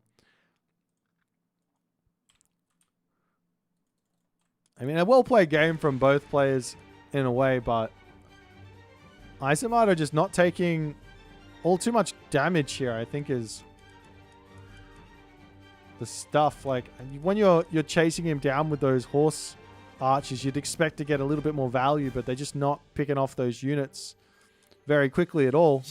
And that just means that even though you're getting some damage done, they're just replacing them. And yeah, I don't really know what else Kavoth could do here. I'm trying to think about random I mean, apart from the obvious of adding some kitsune in to make the horse archers faster so that you can get a little bit more value from them. Apart from that, maybe getting a more quick maybe like a 2-town center idea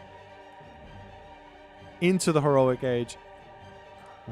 Saving New Moon for the stable into the heroic age, so you get straight into heavy horse archer while your opponent's only on medium samurai.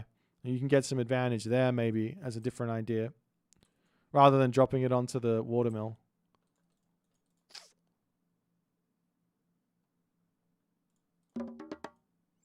But yeah, if you get past this point, I don't know what other unit you build. You got the shinobi here you have to kill off. What else can you throw in there? You've got Yadi Spearmen, which don't make sense. You've got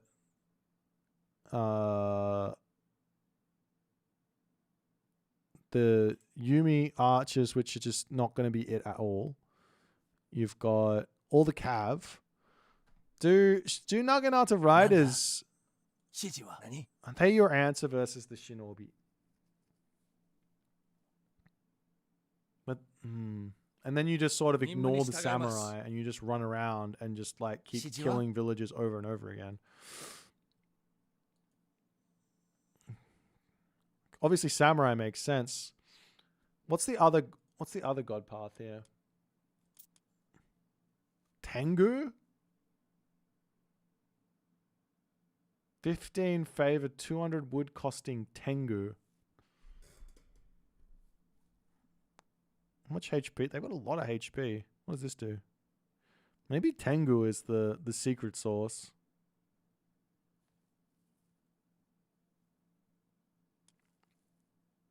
Anyways, I don't know.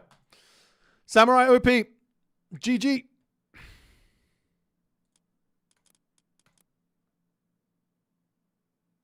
So I moved. Okay, I moved and I won. Tengu not it. Damn it. Damn it. The Tengu. The Tengu are for backline. They're not for frontline. They're for killing off like mass chariot or mass toxotes or something like that.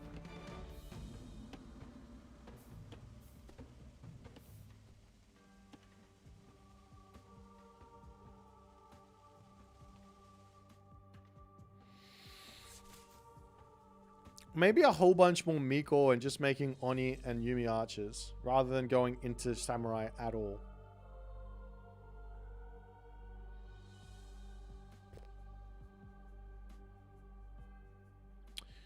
Yeah, the problem is only in the Japan mirror. I agree. Because everyone else has got counter infantry.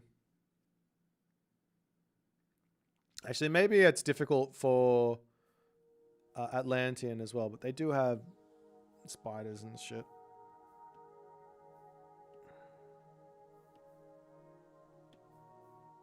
Only 2 civs can play versus Amaterasu right now. Go on, Tunison. Spill the beans.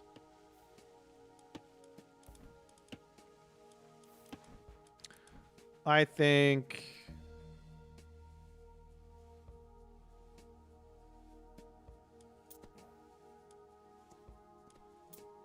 Obviously, I think Frere's fine into them because he's got some nice stuff. If you want to watch How to Beat Samurai, just watch your games. I don't know if that's a good... I don't know if that's a good... I could watch your games and then tell you what you're doing wrong.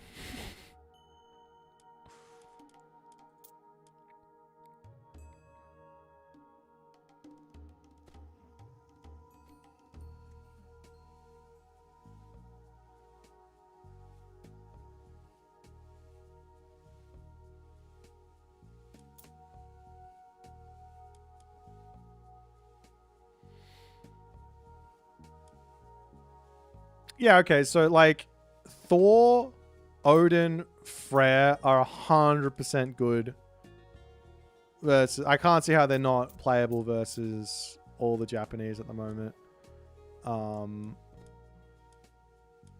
Uranus is playable into everyone. Scott's just busted. Surely Egyptian is fine into Japan. I don't believe it's not possible. China's fine into Japan. Maybe. Greek's probably got some way to play, but you have to like maybe be a little bit more creative than just straight up and down Greek play.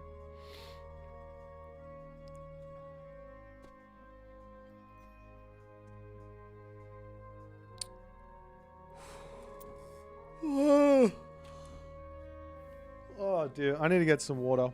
I'll be right back. China, do I think trades better versus Japan? Does that really matter? Because they can't make the samurai because you have fire archer.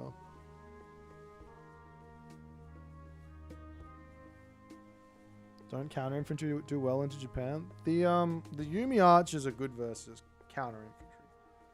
So if someone's going counter infantry, going counter infantry, you can make Yumi archer, or you can make Yumi horse archer, or whatever.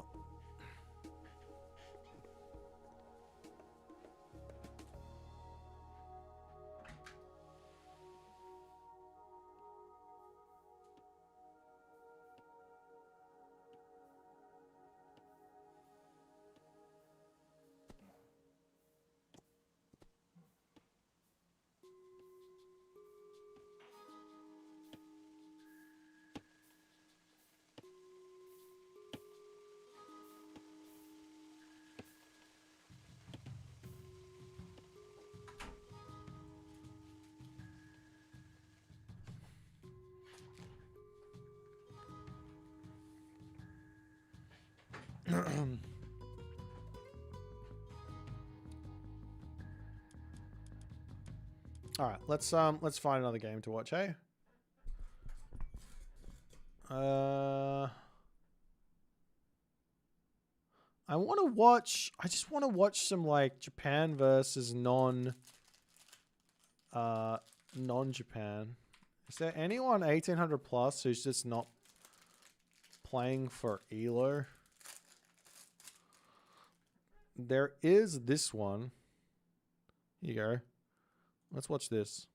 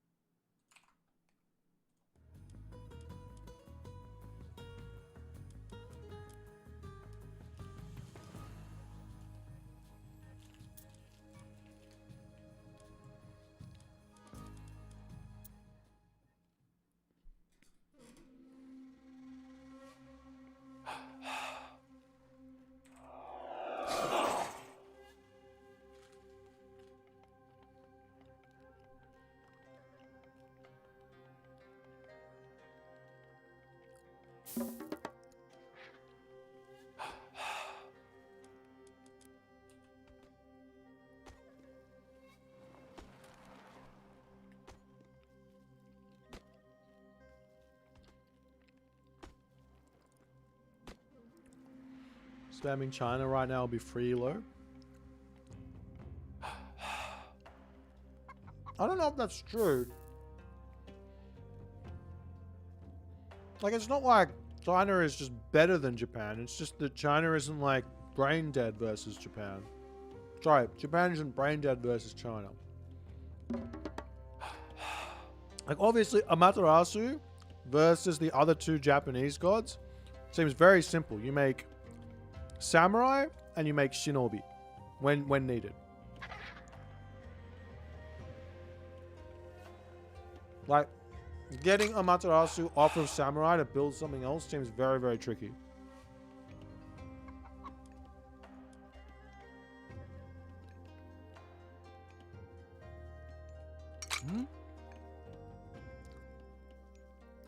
Can you just go pure cav versus that? Versus pure samurai? Can you just go pure cav? Because you're just going to get them out faster. It doesn't work? Okay. I'm just asking the question.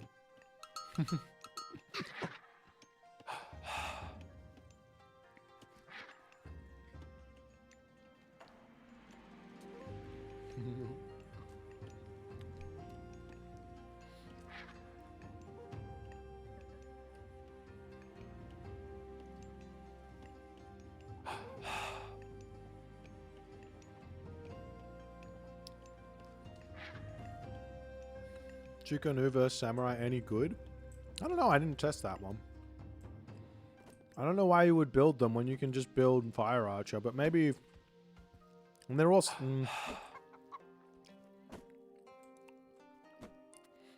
Havely.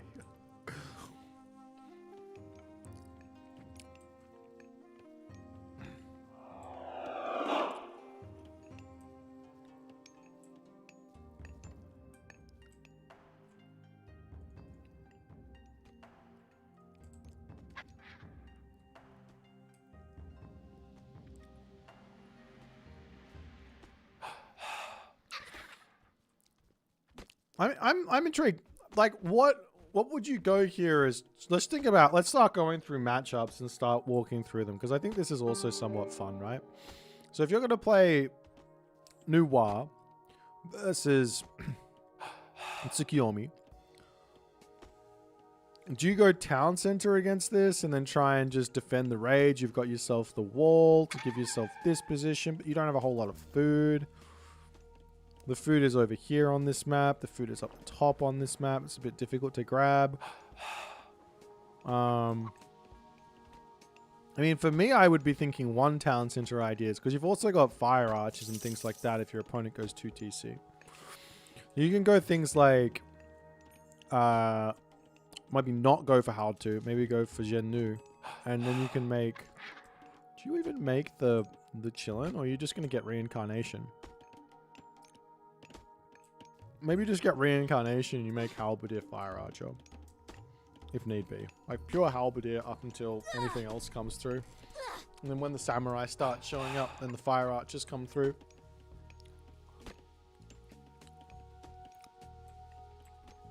Obviously, if you're playing Fushi or you're playing Shinong, you get that Chi Yao tech and you just win.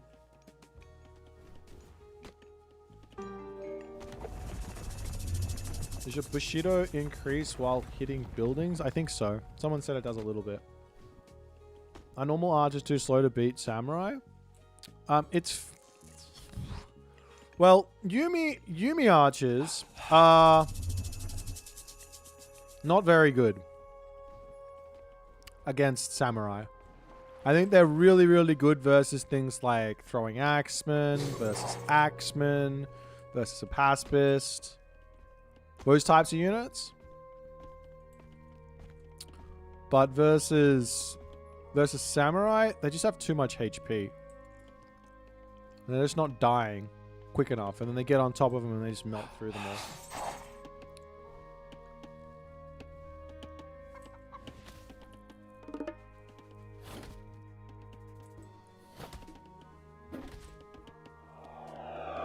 So we're playing Amaterasu? No, we've got Singularity playing Tsukiyomi. So, ha.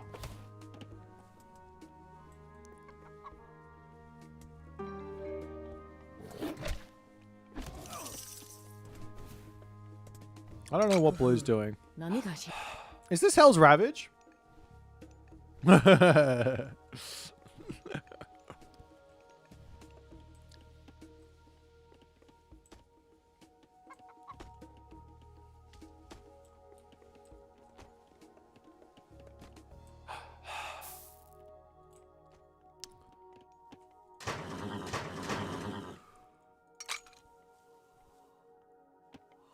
What is happening here? Is he going for the town? What is he doing? Oh, he's going for... Okay. This is a weird game. I don't like what I'm watching. I'm skipping this. Let's go. Let's see what happens. I just want to see what the unit comp is from the China player. I'm sorry for those of you who wanted to watch this game properly.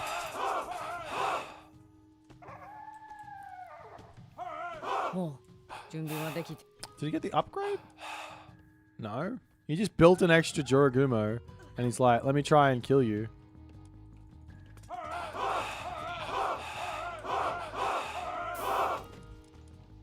And he just spams out Cav, and he says, hello there, let me try and raid you. Meanwhile, already in the Heroic Age.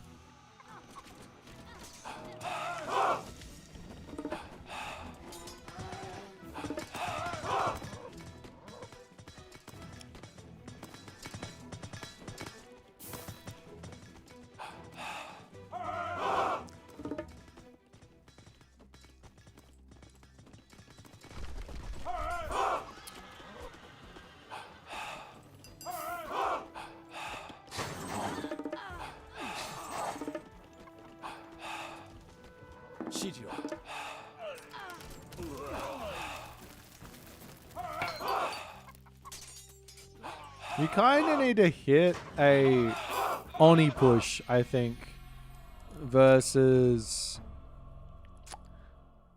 China. If you have the Oni, you kind of have to make that work. Like an Oni push makes a lot of sense.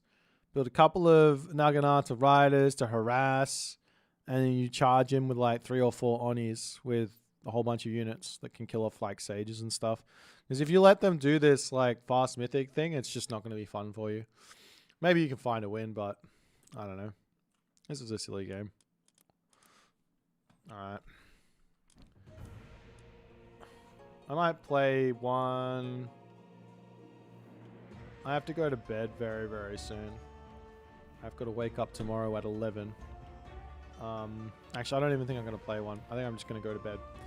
I'll be on tomorrow, though, and I will be playing games tomorrow, I think. So I appreciate everyone hanging out with me today. Watched some good games, learned a lot. There's a guy streaming with 1.4k viewers, which is exciting. I am going to send you guys over to Iron Hajib, though. And I'm gonna head to sleep. But I'll see you all tomorrow. And don't forget, on Sunday, we got the JJJ, which is going to be, it's a Japan-based tournament, but we will be seeing Japan versus non-Japan, non-Japan versus Japan, and then a Japan versus Japan. And then in the later stages of the tournament, when it gets to best of 5, there's going to be 2 rounds of free pick. So we'll see a whole bunch of other gods on that day as well. So there's going to be a lot of fun stuff. Anyways, I'll see you all later, and have a fantastic rest of the day. Mwah.